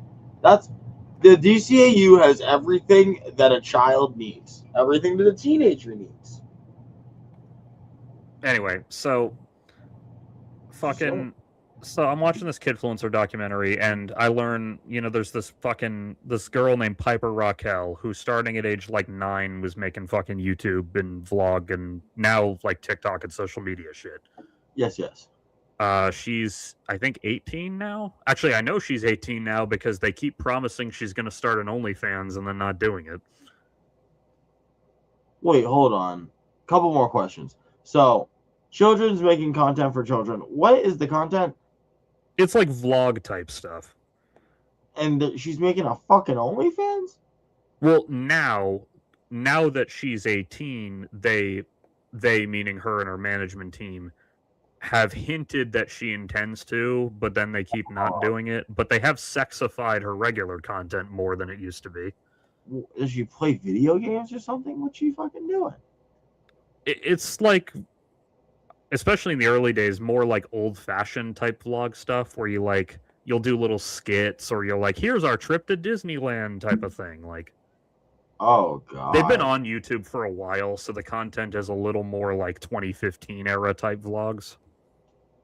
Well, at least a lot of what they showed was still new age. I mean, you're talking like 2007 at this point. Well, yeah, keep in mind, I only have seen the content they had clips of in the show. So I don't know what her current content looks like. I just know what it used to look like when she was like 11. Okay, and so just a child filming themselves every day. Probably being filmed by her mother, but yeah. Sure. Who cares? But and then throws it on the YouTubes. And also the other sites now. But sure. Got her start on YouTube. And just a bunch of people doing this, and it's a documentary about these people. Well, it's about how fucked up the industry is. Because there's no, as much as child actors in movies get mistreated sometimes, there are rules to how they have to operate. So really, what I'm hearing between the lines is, what did pageant moms do after pageants became passé? Oh, no, don't worry. She did get her start doing pageants. They do delve into that one a little bit. These are just pageant moms who realized pageants became passé and then just shifted the medium. Very similar, yes. Person. Like, it is the same fucking human being. Very similar style. Love that. Pimp moms. Oh, yeah, keep that in mind. So, they talk in this documentary about how, like, however lacking they may be, there are legal protections for child actors in more old-fashioned industries, like, you know, oh, if you're going to be on set all day, you have to have an on-set tutor for X number of hours, and like, oh, kid actors can't work past this hour without this kind of thing. But no such content exists. No such regulations exist for online kid content. So, yeah, they're working these kids like fucking slaves, like 16 hours a day sometimes. Days never finish. Mama got me working. Someone come and set me free. Yeah, and so there's other kids, like other kids with their own followings, and they partially due to genuine friendship amongst the kids and partially due to business opportunity, the latter more increasingly so as time goes on. These kids will start doing content together, like they call themselves the squad or whatever. But some of these, and the parents are all involved, and some of these kids even like lived with Piper and her mother. Yeah, as it be, Guild Influencer House for children. Yeah, exactly. And the moment in this 3-part documentary that fucked with me the most is that one time Piper's mother was out doing errands or whatever with one of the other girls. Like, happens, fine, whatever. And she was like, oh, hang on, we got to stop at the post office. And so they go into the post office, and the kid's just kind of like, yeah, cool, whatever, assuming that something normal is being mailed. And then Piper's mother pulls out from her purse a pair of Piper's underwear. What? Like underwear she'd worn. I don't know if she'd worn it immediately before it went in the box or like had been washed. I'm assuming But probably to be clear, the mom didn't even put it in a box. She did at the post office, but That's why she didn't even like pre-put it in a box at the house. Yeah, I mean, maybe she had some discretion about who was looking. I don't know. The girl didn't say, but no, that's exhibitionist. Yeah, she takes out a pair of her daughter's used underwear. Her daughter, who's like fucking probably in middle school aged at this point, maybe early high school. Not that she ever goes to real school, by the way. Throws it in the fucking box, seals it up, ships it, and the other little girl said, why are you doing that? Like, why are you mailing Piper's underwear? And the mom says, because old men like to smell them. Just fucking says that to a child. Actually, this must have been middle school or before, because the little girl, like, didn't really know what sex was, really. So she was probably, like, 11. So she goes home to her mom and asks, hey, Mom, why do old men like to smell little girls' panties? Like, innocently, like a child would. And the mom is just like, all right, we're done here. Nope, fuck you. Nope, we're gone. We're not doing this anymore. That was the moment she realized she might have brought her child into a harmful place.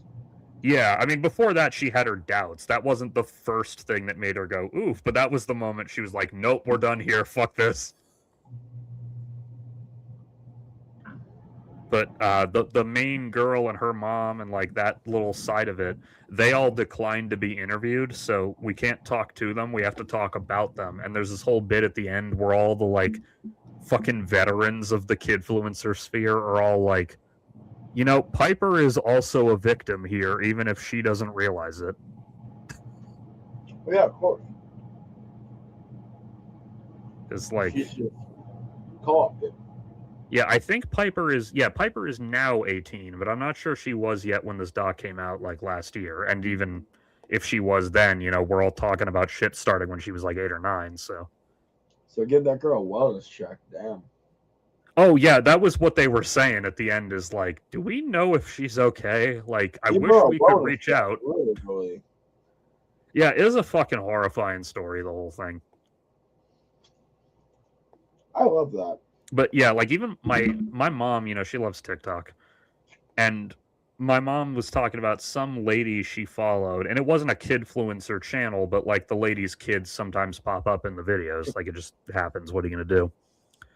And I think she started shooting videos only when her kids weren't home, because she realized that videos where her kids popped in got saved way more often. And she's like, nope, no thank you. No thank you. Pedophiles on the internet. Yeah. I signed up to be a minor internet celebrity doing my cooking videos or whatever. My 6-year-old daughter did not. So no, fuck you. Don't even post your fucking kids on social media. Put the little stickers over them. Yeah, well, she started doing that because of this. I mean, remember, these aren't like videos featuring her kids. It's just sometimes she's doing the video and the kid walks by. Like in general, don't put your kids on the internet. Yeah. Well, she initially thought she thought better of human beings than they are. I'll put it that way. Well, that's dumb. Yeah, I know. It's always a bad idea. On a much happier note, would you like to know what I did today? What'd you do? I saw Disclosure Day. I don't know how to transition between child molestation and Steven Spielberg, so I'm just going for it. I saw Disclosure Day. It was really good. What is that about? So I purposefully avoided learning pretty much anything about it going in, but basically there's these two protagonists. One of them is a like government kind of intelligence guy who's gone rogue, like whistleblower type. Okay. And the other is a local news anchor in Kansas City. And they both start to have these weird things happen to them as he's trying to do this little like whistleblowing quest. And I don't want to spoil anything more from there because it's better if you go in blind. But we find out the two of them are involved in what he's whistleblowing about and like the sci-fi element of it. That's good. He was very good, yes. I gotta check that out. These days, it's best to put emoji over your kids' faces. Yeah, Nick was just saying the same thing. The mom from Superman and Lois always does that, and then people get mad at her, and she's like, yeah, well, fuck you, sorry. The fact that they're mad is why put a sticker over every kid you ever put online. No, I'm dead serious. Don't put a kid online. If I am ever unfortunate enough to have children, as far as the internet knows, no, I don't. Pretty much, dude. Yeah. Like, I'm hiding my kids like Beyonce. Yeah, I mean, I almost never post pictures of myself online anyway, other than like if I go somewhere really cool, I'll take one photo and post it maybe. But I'm not one of those people who photographs everything I do, you know? I feel like I just miss moments if I have a camera out too much anyway. That's part of it, and also part of it is like sometimes that moment just belongs to me. And there's also like a lot of moments are really striking in the moment, but like, are you really going to want to go and look back at them again? Plus, there's the idea that you don't have to post it to enjoy a photo. Photo albums exist, my dude. Well, yeah, that too. But well, fuck posting is what I'm saying. Like, I rarely take selfies of myself or of anyone else for that matter. Well, you should take more photos for posterity. Yeah, like the other day I was going to bed late enough that the sun was starting to come up, and it was like this gorgeous fucking sunrise. And I thought about taking a photo of it, but then I was like, am I really going to go look at a photo of a sunrise again in 3 years? Probably not. Hold on. I'll have seen a million more sunrises between now and then. What's the definition of the word posterity? Let's find out. I get concerned posting pictures of my cat. Yeah, you had one of those in your video the other day. A kitty! Posterity refers to all future generations as well as all of a person's descendants. Then why is my posterior my butt cheeks? Well, it's called that because it comes at the end. It comes after. Oh. Wouldn't that be my feet? Well, no, because like it's when you walk into a room, the last part of you to enter the room is your ass. Nah, because I'd be walking like a pimp named Slickback, so the last part's my head. I'd be like, that's possible too. My concern is irrational. My cat looks like every cat on the face of the earth. Yeah, I actually only recognize that cat because I'd seen it before. I mean, you did recognize the cat, so there's that. Well, yeah, but that's because I know this person. If I didn't, I wouldn't have recognized the cat.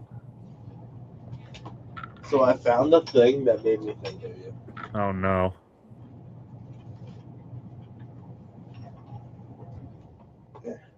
Oh, is that the Star Wars blue milk?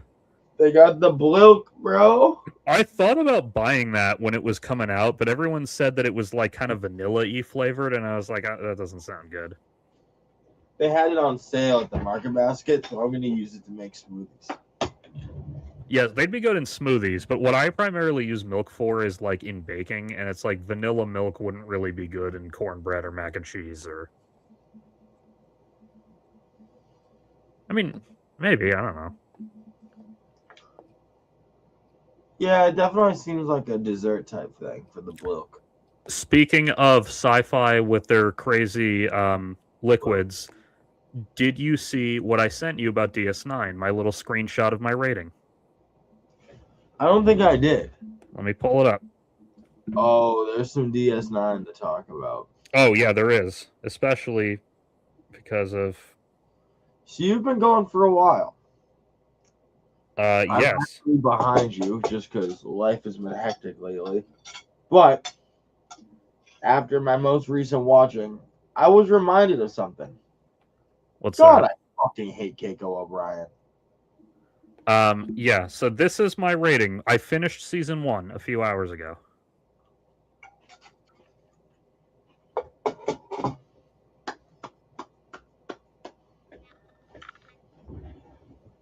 To be clear, 4.5 stars does not mean there was anything I disliked about it. Was it not everything I cracked it up to be, though? Well, it's only season 1, so not yet, but Fair. because like I know about the Dominion, like I know some of the things that come later that are huge deals that haven't been introduced yet. Yeah, but you also just gotta settle in and enjoy the people. Oh yeah, I love the characters. To be clear, it doesn't have shortcomings because I gave it 4.5 stars. The only Star Trek thing I've ever given a full 5 stars to is Wrath of Khan. That's fair. All right, so if we're right behind Wrath of Khan, I'll take that. Yeah, 4.5 is honestly what I give to like most Star Trek. Honestly, giving 5, because you can see here, I don't rate the individual episodes because that's just like 2 in the weeds, but I do rate individual seasons. So that's my rating, my averaged rating across all 20 episodes. There are individual episodes that I would give 5 stars to. Who's your favorite? Favorite character? Yeah.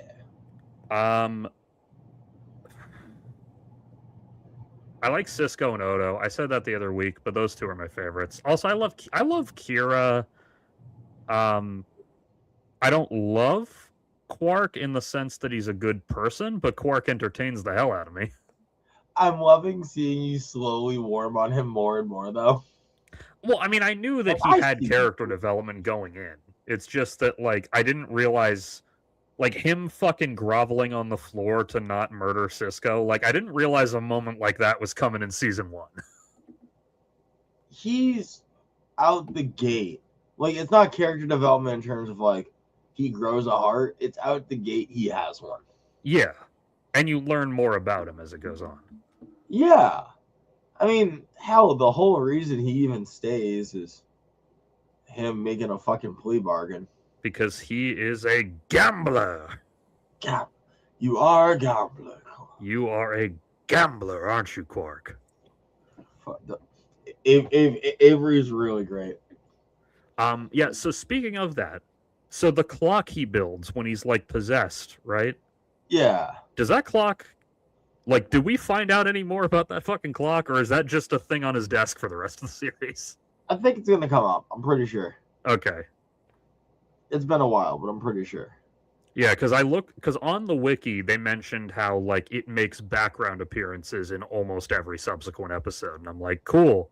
Do we get more than that? Not exactly sure, actually. I don't think we do, based on what they were saying. But, I mean, whatever. He was possessed by a fucking ancient ghost. Ancient ghost taught him to make a clock. That's not that... Star Trek. That's not that crazy. I mean, it gets more play than the flute.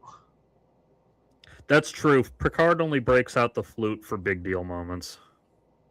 Which I think this is better, because, like,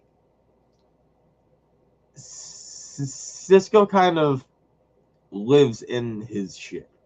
Yeah. A bit more. So, but yeah. So you said you hate Kiko. Why? Because I might agree and I might not. Okay, so like, this is my take, and this is interesting, but like,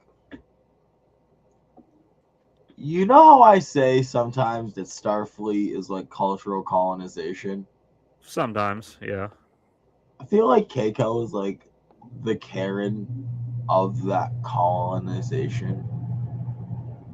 Anytime she sees anything that she really culturally doesn't agree with, she kind of just bitches to the highest authority she can find at any given moment using her husband's authority. So I'm not saying you're wrong. What I'm saying is that because I only have seen the first season, I haven't seen enough of Kiko to know for sure that that's consistent.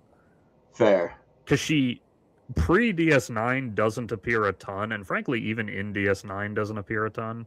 Yeah, exactly.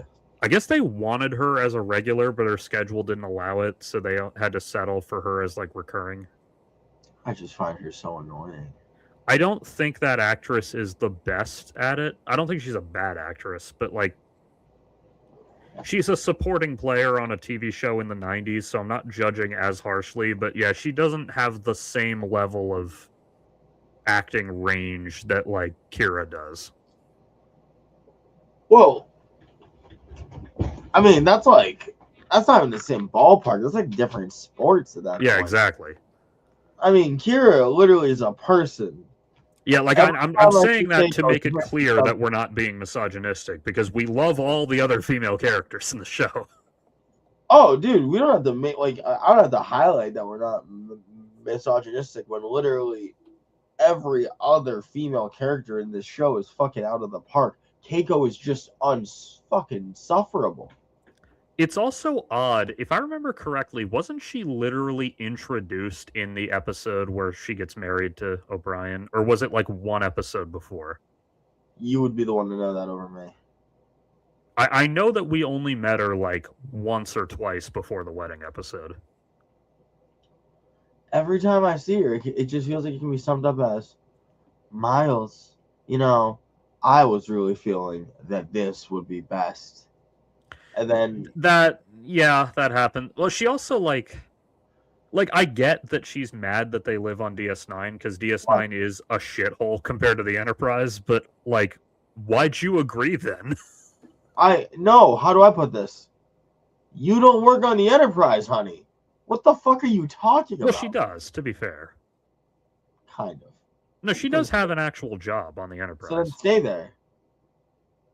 Well, that's the thing. She wanted to stay with Miles. And I get that. And I get that this was a huge opportunity for Miles. So, like she's not a bad person for thinking that DS9 is kind of a shithole.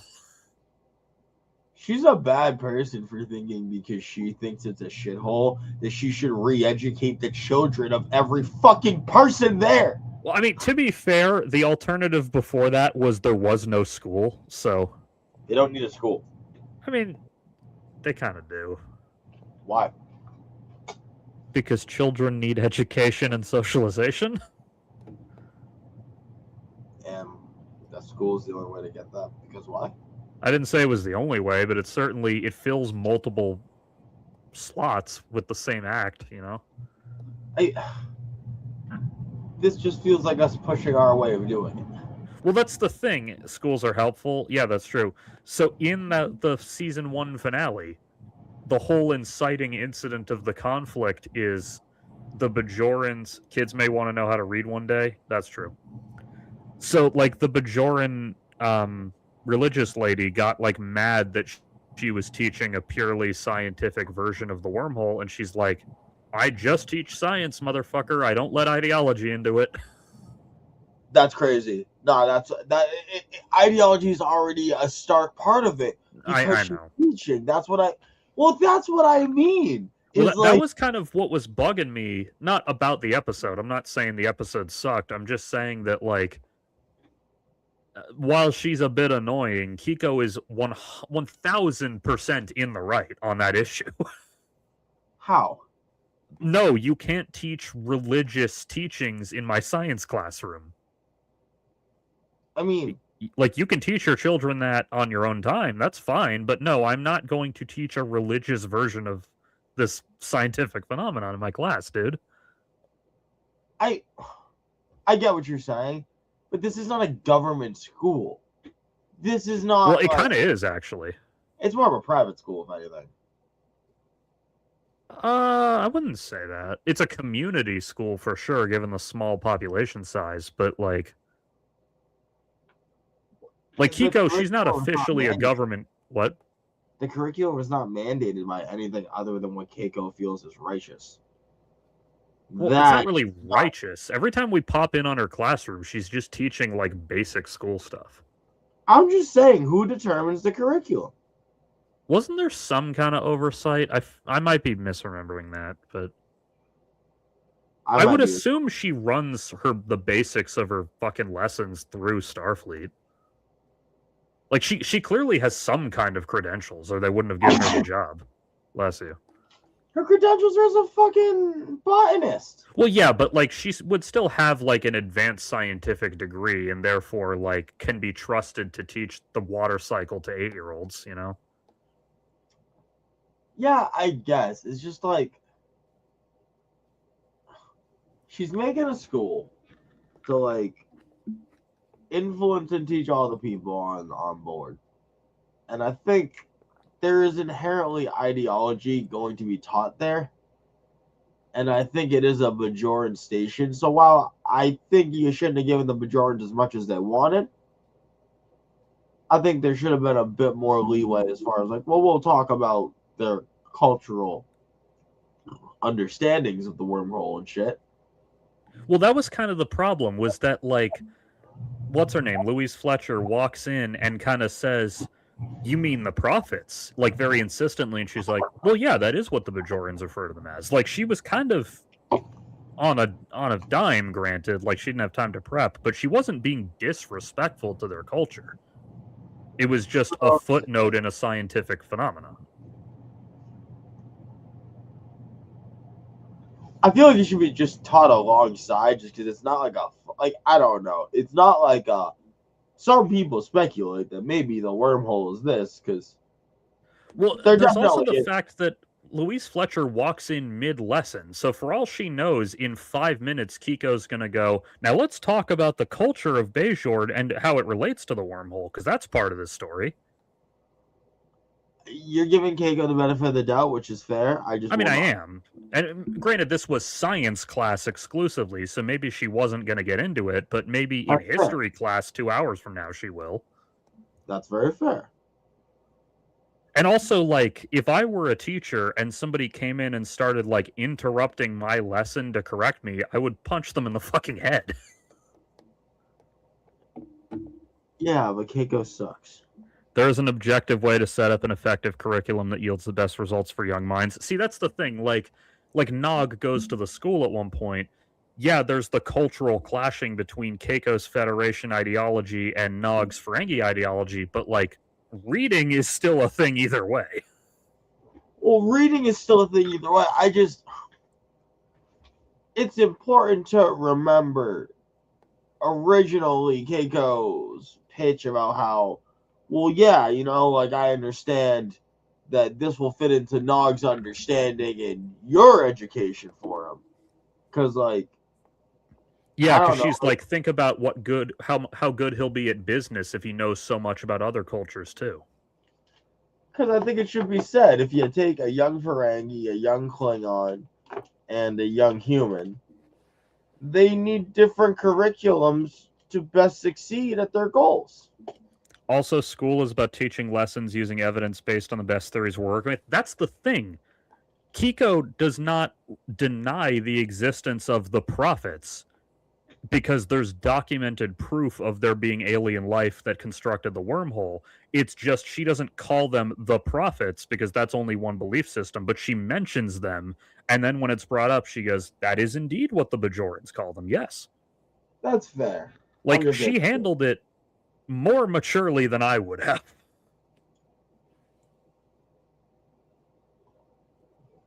I And don't also, think- she winds up being proven right at the end because the faction siding with Louise Fletcher commits a fucking terrorist bombing. You got a point. Like, they blow up a school that, for all they know, has children in it, and even if it doesn't at that moment, will shortly. Man, that's the problem with Karens, though. Even if you have a right point, this person makes me hate it because I hate them. Now, the point you could make about Kiko, frankly, her and O'Brien as a pair for each other are inconsistently written.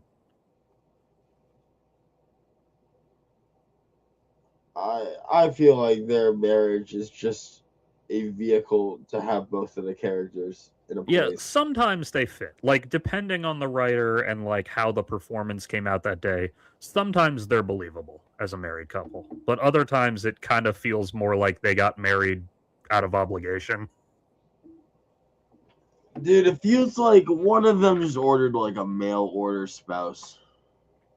Well, if, granted, like, there's no exact dates tied to this, but according to the fucking Star Trek wiki, like, O'Brien, he mentions some ex-girlfriend in, like, a season 3 episode, and then in season 4, he's marrying Kiko, so it's like, damn, they weren't together that long before getting married, were they? They go fast. I mean, that's fine. A year, you can know in a year, that's fine. And who knows what fucking divorce court looks like in the future. Maybe it's not that big a commitment, but, like, Let's hope. I don't know. Like, I don't hate Kiko. I just think that between being a guest character, a woman, and being played by a recurring actress instead of a main one, she kind of gets badly portrayed sometimes. I get what you're saying, but like, a Karen's a Karen. Yeah, I agree that she is sometimes kind of shrill and annoying, but, like,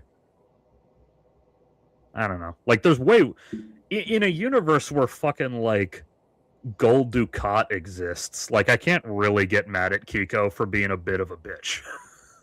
In a world that I live in where Elon Musk is a trillionaire, there are still people committing war crimes. I still can be mad at the Karens calling the cops on the barbecue. Each and every one. Yeah, but see, that's the difference. That Karen is basically summoning a hit squad, whereas Kiko just kind of complains sometimes. Like, Kiko doesn't call security on whenever Jake walks into her eye line. Didn't you call security in episode 1? Yeah, but wasn't that because of an actual fucking breach? No, I thought it was on Nog and Jake doing a prank on some shit. Oh, yeah, because she didn't know it was Nog and Jake. She didn't call security. They got caught. Oh, yeah, you're right. You're right. And also, like, I mean, granted, it was just a harmless prank, but for all the guy changing colors knew he was about to die, so I get why he was a little freaked out by it.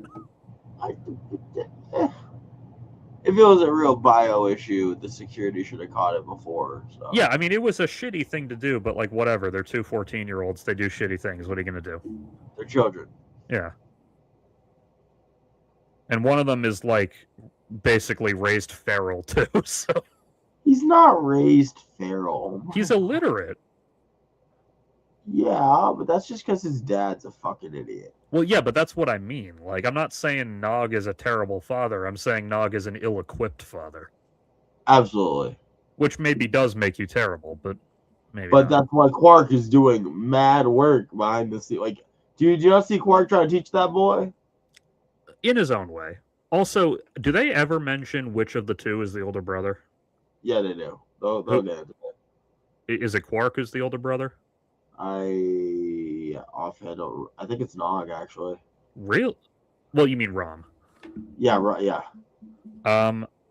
Let me find out, because I'm curious, because fucking, oh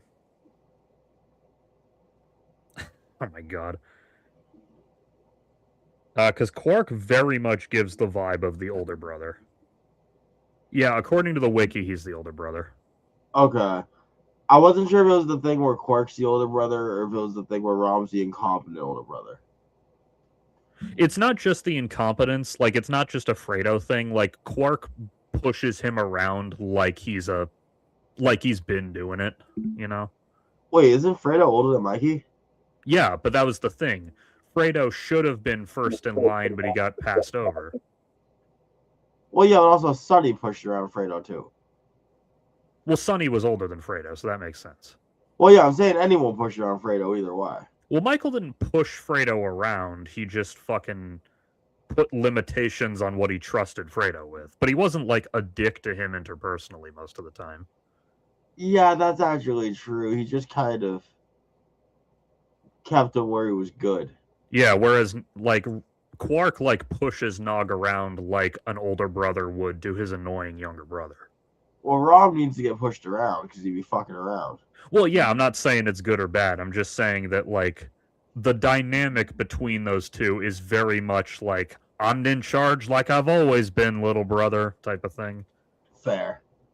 And Well, plus, I feel like Rom would go, I'm the older one, right? If I feel like he wouldn't actually say it. He would just think it. yeah. But I get you. Speaking of, in hindsight, I appreciate the fact that Captain Kirk from the original series is the younger brother, because most people make the hero the oldest. True. I do like that. However, James Kirk was the one who made his father prouder than his older brother, but that's not his own fault. That's just because the things he liked doing happened to coincide with his dad more. How would you describe Quark? In what way? Like if someone asked you to characterize him, how would you do it? He's certainly a dickhead. But he's a dickhead with a heart buried deep down under all that fucking black sludge pumping through his veins. Why do we say he's a dickhead? And just because he's an asshole to people. How? He bosses people around. He's rude. He insults people. Like, just that's normal in his society. That's just fucking, that's what you do when you're a Ferengi. It's a So I cutthroat think species. I think about this sometimes. I think if you were to transpose some of the dynamics with Quark and Rob onto other things, it's a devout religious older brother with a slacker younger brother. Yes, but in a very odd way, because we don't think of capitalism as religion, at least not literally. But Ferengi do, and it's Yeah. great. If you can warp your fucking head for a bit. Yeah, like And I how- could How definitely... capitalism works. I could definitely see an alternate universe where they're like two children of Muslim immigrants in like Boston, and like one of them gives a shit about Islam and the other just like smoking weed and playing games, Pretty much, like. Can I say 'Cause it- something really fucking mean? Well, you can always say whatever you want. You've seen the movie Patriots Day, right? I think so. The Mark Wahlberg Boston bombing one. Yeah. I could really, not the terrorism part, but if we're talking like the early scene establishing the Zarnev brothers dynamic, I can see Quark and Rom in them. You're fucking terrible. Well, because like there's the scene where we make it clear that like the older Zarnev brother is the one who's really planning this, and the younger one's kind of just letting himself get dragged along. Like, I guess whatever. All right. I hear you. It's just hilarious. Like I haven't seen the movie in like a decade, but there's one scene I remember where he kind of says, "Well, bro, didn't Martin Luther King say whatever?" And he goes, "Martin Luther King is a hypocrite and a fornicator." And then the younger brother's like, "Yeah, but I'm a fornicator too, man." And then gets like a nasty look from his brother and then shuts up.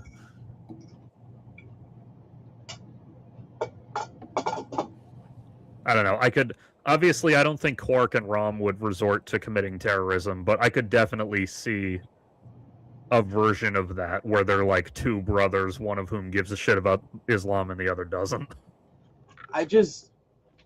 The older I get, the more I think about Quark, and I'm like, if I was to take away the world in which I live in and just put in a theoretical idea of capitalism, Yeah. Quark is like devout to it. Oh yeah, he's a true believer in his own ideology. Bro, he could tell you all rules of acquisition. It's great. Yeah, and lots of the Ferengi we meet bend or break the rules at their own convenience. But Quark That's actually believes his own shit. That's what I mean. Is like you'll meet Ferengi and they like kind of fuck around. He's like, You know what's funny is that, like, obviously before I watched DS9, I knew of Quark. And part of, like, I knew of him from the wiki and everything, but I was like, wasn't he in a Next Gen episode? I swear to God, I remember him. Armin was. Well, actually, Quark does make a small appearance in the final season of Next Gen. He does? Yeah, there's like one episode where he makes a little, like, cameo. Oh, shit. But that's not what I was thinking of. What I was thinking of was the same actor played a different Ferengi several seasons before. That's what I thought you were talking about. So did the actor who plays Rom, actually. Who played who? Who plays Rom. Oh, damn. Well, honestly, with Star Trek, that's normal, like, to reuse guest actors. It's just not normal that we reuse them as the same alien species both times. I mean, didn't Tuvok play a different Vulcan one time? Not a Vulcan. Ironically, he played a guy who gets knocked out by a Vulcan neck pinch. Really? Yeah. Huh. Actually, he appeared as several different incidental characters before being cast as Tuvok. He was one of the Starfleet officers with like one line in Star Trek Generations. You know, I was just thinking the other day about how they murdered Tuvix. I know. I haven't gotten there yet, but I know what you're talking about. Here's one. Michelle Forbes. They used Michelle Forbes as like a bit part in one episode. Not a bit part, but like a guest role in one episode of Next Gen, like mid-season 3.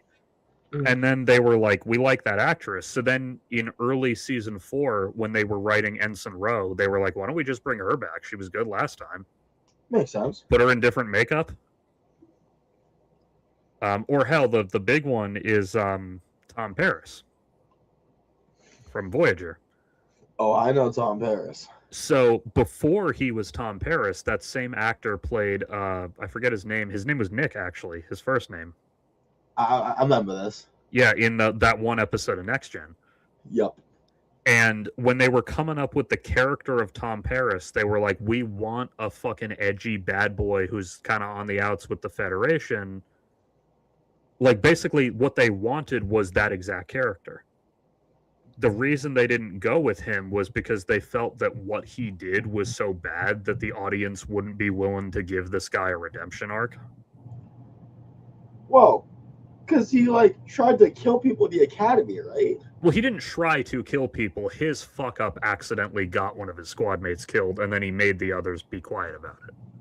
Okay, that's what it was. Yeah, so it wasn't on purpose, but he still fucked up and got someone killed by accident. So they felt like that was too extreme to make one of the main characters have that in his backstory. So they came up with like a slightly different character named Tom Paris. But then when they were casting him, they were trying to find a guy like that other actor. And eventually they were just like, why don't we get the same fucking actor? Like, he doesn't have to be the same guy. He just looks like him. Don't worry about it. I know you've probably seen it, but Lower Decks brought back both of those characters at different points. It's really fucking funny. Yeah, they bring back dude, that one like throwaway ensign who spilled coffee on Picard, they brought her back. Like, Lower Decks is written by people who want you to know the bits are alive and well. if I remember correctly, that actress is the same one who played the 3-boobed prostitute in Total Recall. Which at the time was speculated to be why they didn't bring her back in more episodes of Next Gen, but then they confirmed that it had nothing to do with that. When did they ask them that? Well, I don't know if they ever asked them that, but the rumor persisted. But eventually one of the showrunners was like, no, it had nothing to do with that. Okay. Because they're not going to fire an actress because she did another role where she showed her boobs for a second. Like, that's pretty fucking silly. Some series are that petty. Yeah, I don't know if you remember, but you know the whole concept of, like, celebrity leak nudes, right? Like, it's happened a million times. What was that thing they called it in, like, 2016? There was that giant leak. The Fappening. Yes. I do remember that. So one of the very first celebrities to have a leaked nude scandal was Vanessa Hudgens back in I like remember. 2007. And to my great surprise, fucking moralistic religious ass Disney Channel did not fire her from the High School Musical movies over that. Like, to my shock, super early on, Disney took the correct stance and said it is not her fault this happened. We're not blaming her for it. So you're saying Disney thought it was the start of something new? Is that a reference to High School Musical? Okay, It because is. I've never actually seen them. Get your head in the game. I know the Fabulous song because my elementary school music teacher played it for us once. I don't know that one. Need a little fabulous to help get along. It's from the second Oh, movie, yeah. I think. Like, she had the CD and like played it for us once. That's not one of the good ones. Hang on, I'm just scrolling through our conversation from earlier because I'm trying to remember what I wanted to talk about. I did bring up the thing I said about the Bajorians bringing out my Reddit atheism. It's fucking wild. Actually, yeah, I do remember. Duet. So I watched 2 episodes of DS9 today. Duet and the finale. And Duet, I assume you know which one that is. Offhand, I don't. That's the one where the Cardassian guy shows up on the station and Kira becomes convinced that he's the war criminal. Yes. Actually, it's worth noting. You probably never watched these on Paramount Plus, but on Paramount Plus, the 3 Star Trek shows I've watched so far have all had an iconic episodes tab where they have like 10 fan favorites. Oh, that's cool. Apparently the role in Total Recall made her uncomfortable. I didn't hear that, but it was Paul Verhoeven, so it's not that crazy to imagine. So, yeah, they have an iconic episodes tab. So, like, you know, the classics are in there. Fucking City on the Edge of Forever and Yeah. Troubled Tribbles. Next Gen, I noted this with some humor. None of the iconic episodes are from season 1 of Next Gen. Get them. The earliest one in the iconic episodes tab, which probably won't shock you, is Measure of a Man from season 2. Okay. Which is generally considered to be the first great episode of Next Gen. To be clear, which one's that one? I'm always bad with the names. That's the courtroom one where Data has to prove that Yes. he's a human, essentially. So, DS9, it is notable, the earliest one in their iconic episodes tab is Duet from late season 1. So that's one edge DS9 has. Because DS9 came out the fucking bat. Like, no, we're better. We're better. I don't know if it's better so far, but I definitely enjoyed season 1 of it as much as I've enjoyed Next Gen so far. If Maybe. you take season 1 for season 1, it's better. It wipes its fucking ass with season 1 of Next Gen. That's I what I'm like saying. season 1 of Next Gen more than most people do. Yeah, but it beats the shit out of it. Honestly, this might be me being petty. Maybe I'd like DS9 more if I didn't have to squint to see what was fucking happening because it's a VHS rip. I mean, I'm fucking sorry that you're like used to all of your super updated restorations. Yeah, I'm not mad at DS9 about it. I'm mad at the fact that Paramount didn't finance a proper restoration of it. You should be mad. We deserve better. I guess they did do some HD restoring as like a test because that documentary they did in 2018 has remastered clips from like the first season. Yeah, you had said that. I haven't seen the documentary yet. I'm gonna watch it when the show's over. But so who you shipping fucking Julian with? Garrick or Dax? I've literally only met Garrick one time so far. Yeah, but I mean, people really like to ship him with Julian. Oh no, I believe it. Based on the one episode where they interact several times, I see it. Yeah. Reportedly, they wanted to be a little more obvious with it, and the network made them tone it down a little. It would have been an interesting trend, that's for sure. I do know that in the first season one, where Dax meets Curzon's like mistress, basically. Yeah. They wanted to have them kiss in that one, and they knew that they were going to get pushback from the network on it, so they said, let's just save it for a later season when we've got more clout. I was gonna say, because like, wait, was it Curzon or was it a different Lifetime? It was, well, Curzon was the one who had an affair with her. Okay. But Jadzia, like, they don't kiss, but they kind of like longingly gaze at each other a little. In season 4, I think they did finally let Jadzia kiss another woman, because by that point they had enough clout that they could argue with the network about it. Jadzia, dude.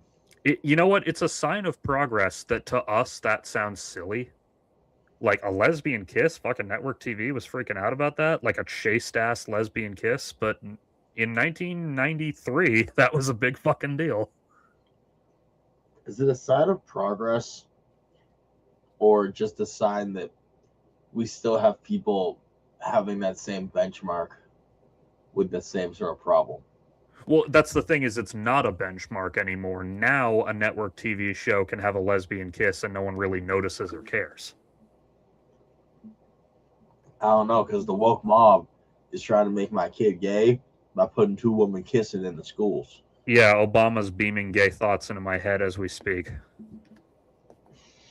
But yeah, like I saw a quote the other day that said, like, you know, the truest sign of progress is wondering why that was an argument to begin with. It's progress, but is it enough progress? Oh, I didn't say it was enough, but I said it was progress. Overwhelming woke victory that gay shit is more and more normalized. Yeah, that's true. Literally. No, Like- yeah, it literally is like a woke victory. Like, But it's a woke victory, but like, it's so small. it is, but it helps. I remember, and I hate to, this fucking hurts me to admit he was right about something, but Bill Maher Oh, you love once correctly pointed out that he wasn't necessarily saying there was a correlation. I mean, he probably was. This isn't necessarily a correlation, but he did correctly point out that the 90s and early 2000s filled TV with gay characters, and then wouldn't you notice, around the mid to late 2000s, suddenly support for gay marriage started going way up.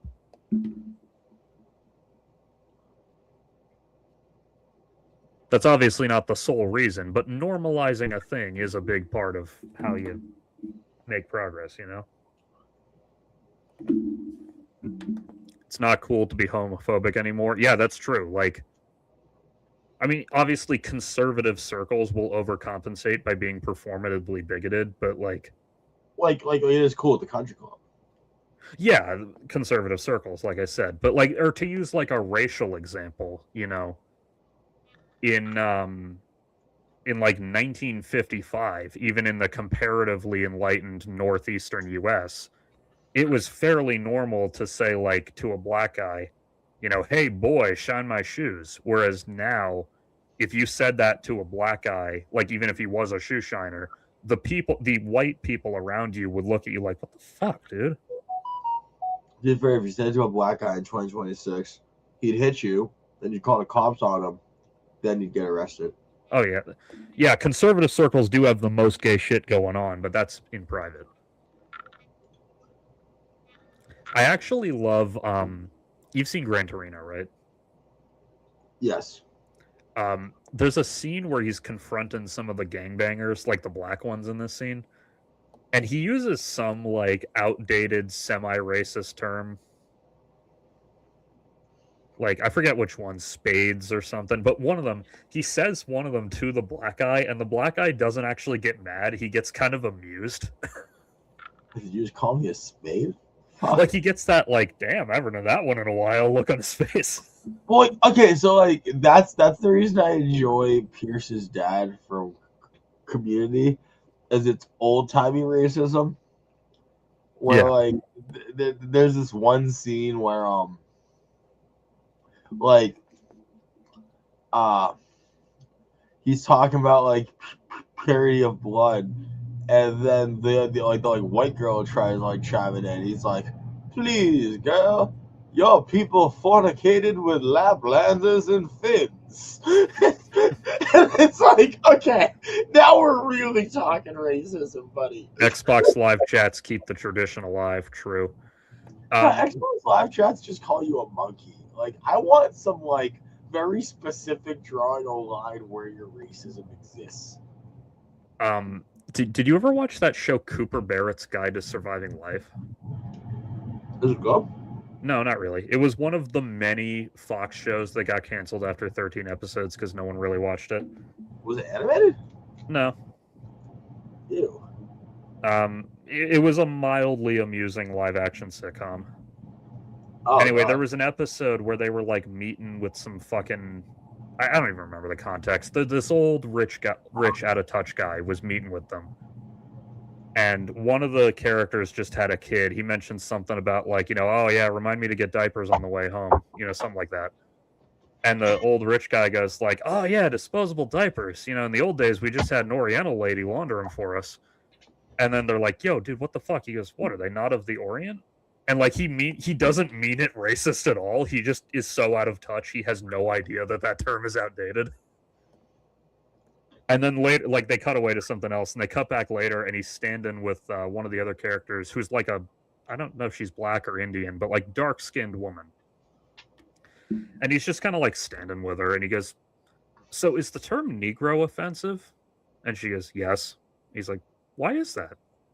And she's just like, "I don't know, man. I didn't make the rules. It just is." And he's like, all right. Like he's not being racist. He's just trying to figure out what's okay. See, which is funnier to me than if he was just racist. The thing that pisses me off is I've had to explain to a bunch of people why the word Oriental is bad. And it's not like an arbitrary reason. The reason we shouldn't use the term Oriental is because not everything exists from the perspective of fucking Europe. True. And if you think that way, you're going to end up being really stupid and not worldly. That's the only reason you shouldn't use that term. It's not anything deeper. It's just like, stop orienting places from different places. Orient the place from the place. Well, I remember my dad once, because when he was a kid, like the politically correct term was colored, right? Yeah, sure. And my dad was saying, like, I always thought that was cool as a kid. I always thought that having color made you sound more interesting. Like, he knew it referred to black people, but he was like, he always thought the term was cool as a kid, because, like, someone with color is a more interesting person. With it, where it's like, you weren't a person with color, you're a person of color. Yeah, I mean, remember, he's 9 years old when he's having the stuff. I know. No, I know. So he was saying, like, I forget why he was like, I didn't understand why the term became impolite to say, and I just was like, I think it was just said with a sneer too many times. Honestly, any word that you use to put on a fountain to kind of say I can't go there, yeah, that word is now tainted with the fact that my grandma couldn't drink in a fucking fountain. So, like, I don't know what to tell you. I meant to bring this up earlier. You've seen Spider Noir, right? I have not had the time, really. Have you seen any of it? I've watched the first episode. Okay, so this won't spoil anything then. One of the things I really like about its depiction of the 30s is that it depicts racism, but it doesn't do that, like, focus on it to make sure you notice how bad it is thing. It just does it very matter-of-factly, like a movie from that era would have. Yeah. Like, there's a scene in maybe the fucking third, one of the episodes. There's a scene where Robbie is going to visit a source in Harlem, and they have this scene where he's on the train, and the way they show his progression to Harlem is that more of the train is black people. Nice. At, like, to the point that it's eventually all black people, and he's just like, yep, uh-huh. But there's another scene where he goes into this, like, I think a hospital to, like, ask a question, and the white receptionist is, like, very rude and dismissive to him. They don't have her give a speech about how the coloreds are taking our jobs. That's up to you to decide why she's being rude to this black guy. Just have her be a bitch. Yeah. Yeah, here it is. Spider Noir did a surprisingly good job at depicting the casual bigotry of the era. I really am excited to finally get the chance to watch it. I have the day off tomorrow. There's even a scene where he wants to go into a building, but they have a whites only sign up, so he just like rolls his eyes and sneaks in through the back instead. Like through the service entrance, because the black guys are allowed through the service entrance, of course. So why not? Fuck Yeah, it. he's you can see the look in his eyes, like, yeah, uh-huh. Oh, before we go, because I hear my dog scratching at the door, I want to talk about one thing with fucking Duet, with the Kira Cardassian guy episode. Shoot it at me.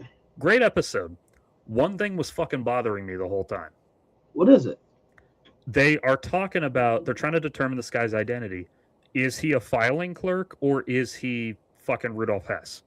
Yeah. The thing none of them said, even if he's a filing clerk, he's fucking complicit in what they did. Not in the same way. No, of course not in the same way. Like, I'm not saying he deserves to be hung for treason for what he did, but, like, no, he is still an active, complicit member of the Nazi regime. Well, I'm not disagreeing with you. I think the idea is Nuremberg trials are for, like, the top brass. Yeah, I know. And, like, we need to catch every architect of death.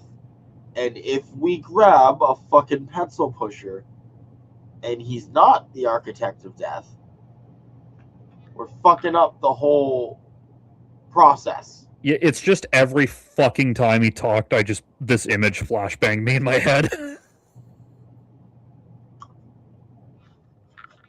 That shit really is great. You've seen Clerks, right? I was gonna ask if you were gonna talk about Randall's fucking speech. I'm pretty sure this was made specifically in reference to the Clerks scene. Well, so like, I don't remember the entire exchange, but didn't the contractor come and be like, well, they wouldn't actually work for the Death Star. They would work for an outside company. Yeah, like his take on it was basically like anyone with the clearance to work on the Death Star site itself knows what they're in for. Oh, yeah, but I don't know, because, like, they're just building shit. Well, the movie didn't get into this because obviously fucking Andor and all that shit didn't exist yet, but Sure. Especially in hindsight with Andor existing, it's very clear that the normal, like, underpaid and or literal slave laborers building parts for the Death Star do so off-site, and they get brought there assembled. So anyone who is working at the Death Star itself is a military member. I see what you're saying to me. Okay. Also, not to mention, because Palpatine knew he was bringing the Death Star into battle, it's not impossible they evacuated the non-essential personnel. That's not really Palpatine's style, but like it was not a surprise attack to the Death Star. True. Yeah, Andor does clarify a lot of like things I could have reasonably assumed about how it worked, but like made. Oh, it's so classified. Yeah, that's what you meant. But yeah, clarified too. Like, there are a lot of things about Star Wars where I'm like, well, I guess logically they do it this way, and then Andor confirms, oh, they do it that way. Well, I mean, I just think there's so much compartmentalization that, like, all right, dude, me and you live in the evil empire, and I don't see you working on the guillotine right now. Yeah, did you watch Andor, by the way?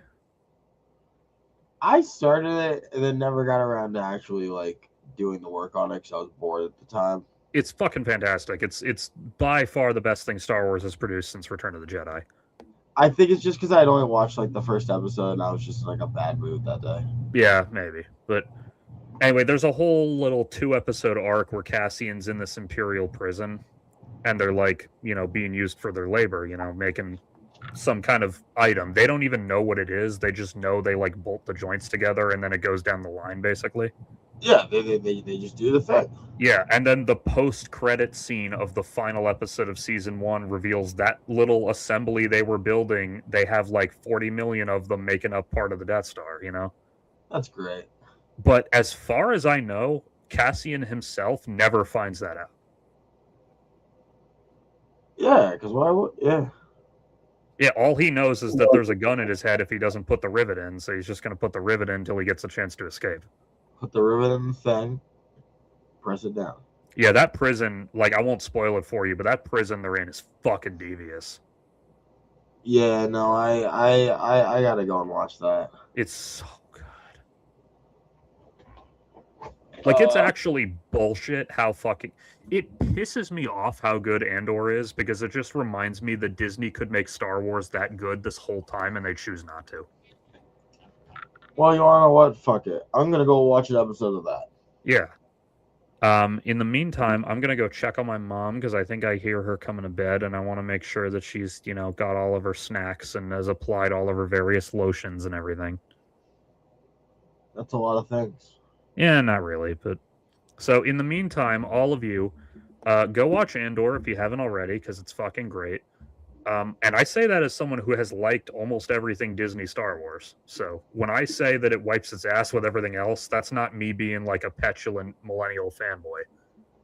I mean, it is, but that's okay. Well, no, it's not. That's not me going, oh, finally they made something good for the first time. This is me saying I liked all the other stuff, and this is way better than that. I heard all the people who did that were just fascists in disguise who didn't understand context. That is, I don't want to say all of them, but a statistically significant number of them are that. We love to see it. Media literacy is at an all-time low, folks. Education neighbors. Oh, yeah, I said this after watching the original trilogy again. I get why Empire Strikes Back was controversial. It wipes its fucking ass with everything you thought you knew. That's your phrase of the day. Wipes its ass? Yeah. I use that phrase all the time. Yeah, that's your phrase of the day. Another phrase I use all the time is drags its nuts across. That's not the phrase of the day. Yeah, for example, Andor drags its nuts across the face of everything else Disney has done with Star Wars, even the stuff that was good. Well, on that pistachio lace note, I gotta go. Yeah, anyway, you guys go watch Andor, like our stream, subscribe to our channel, spread it to your friends, turn on notifications. I'm working on getting us set up on Twitch, but it's been a bitch and a half. We will see you on Thursday. I have a topic in mind for Thursday that I want to talk about. I'll text it to you. Drugs. I mean, related a little bit. The CIA. Also related a little bit. MK Ultra. I'll just say it's blaxploitation movies. I want to talk about blaxploitation movies because they're Blaxploitation. specifically like the actual political and artistic themes in them, not just like, hey, look how cool this old movie is, you know? So I guess we're watching Dynamite. Well, sounds like a plan. I will go and do my homework. Yep. And folks, Literal homework? You could find me. Wait, hang on. Literal homework or like watch Andor? No, not literal homework. Well, I didn't know if you fucking started grad school. I don't know. Well, I mean, I do other stuff on the side. It's not grad school. It's just like courses and shit. Yeah, makes sense. Anyway, good night, everyone. Man who go to bed with itchy bum, wake up with smelly finger. Remember that. If a rooster lays an egg on a house, which way does it roll, Larry? Which part of the house does he lay it on? Roosters don't lay eggs. Good night, folks. Oh, right. I forgot that. Anyway, good night, everyone.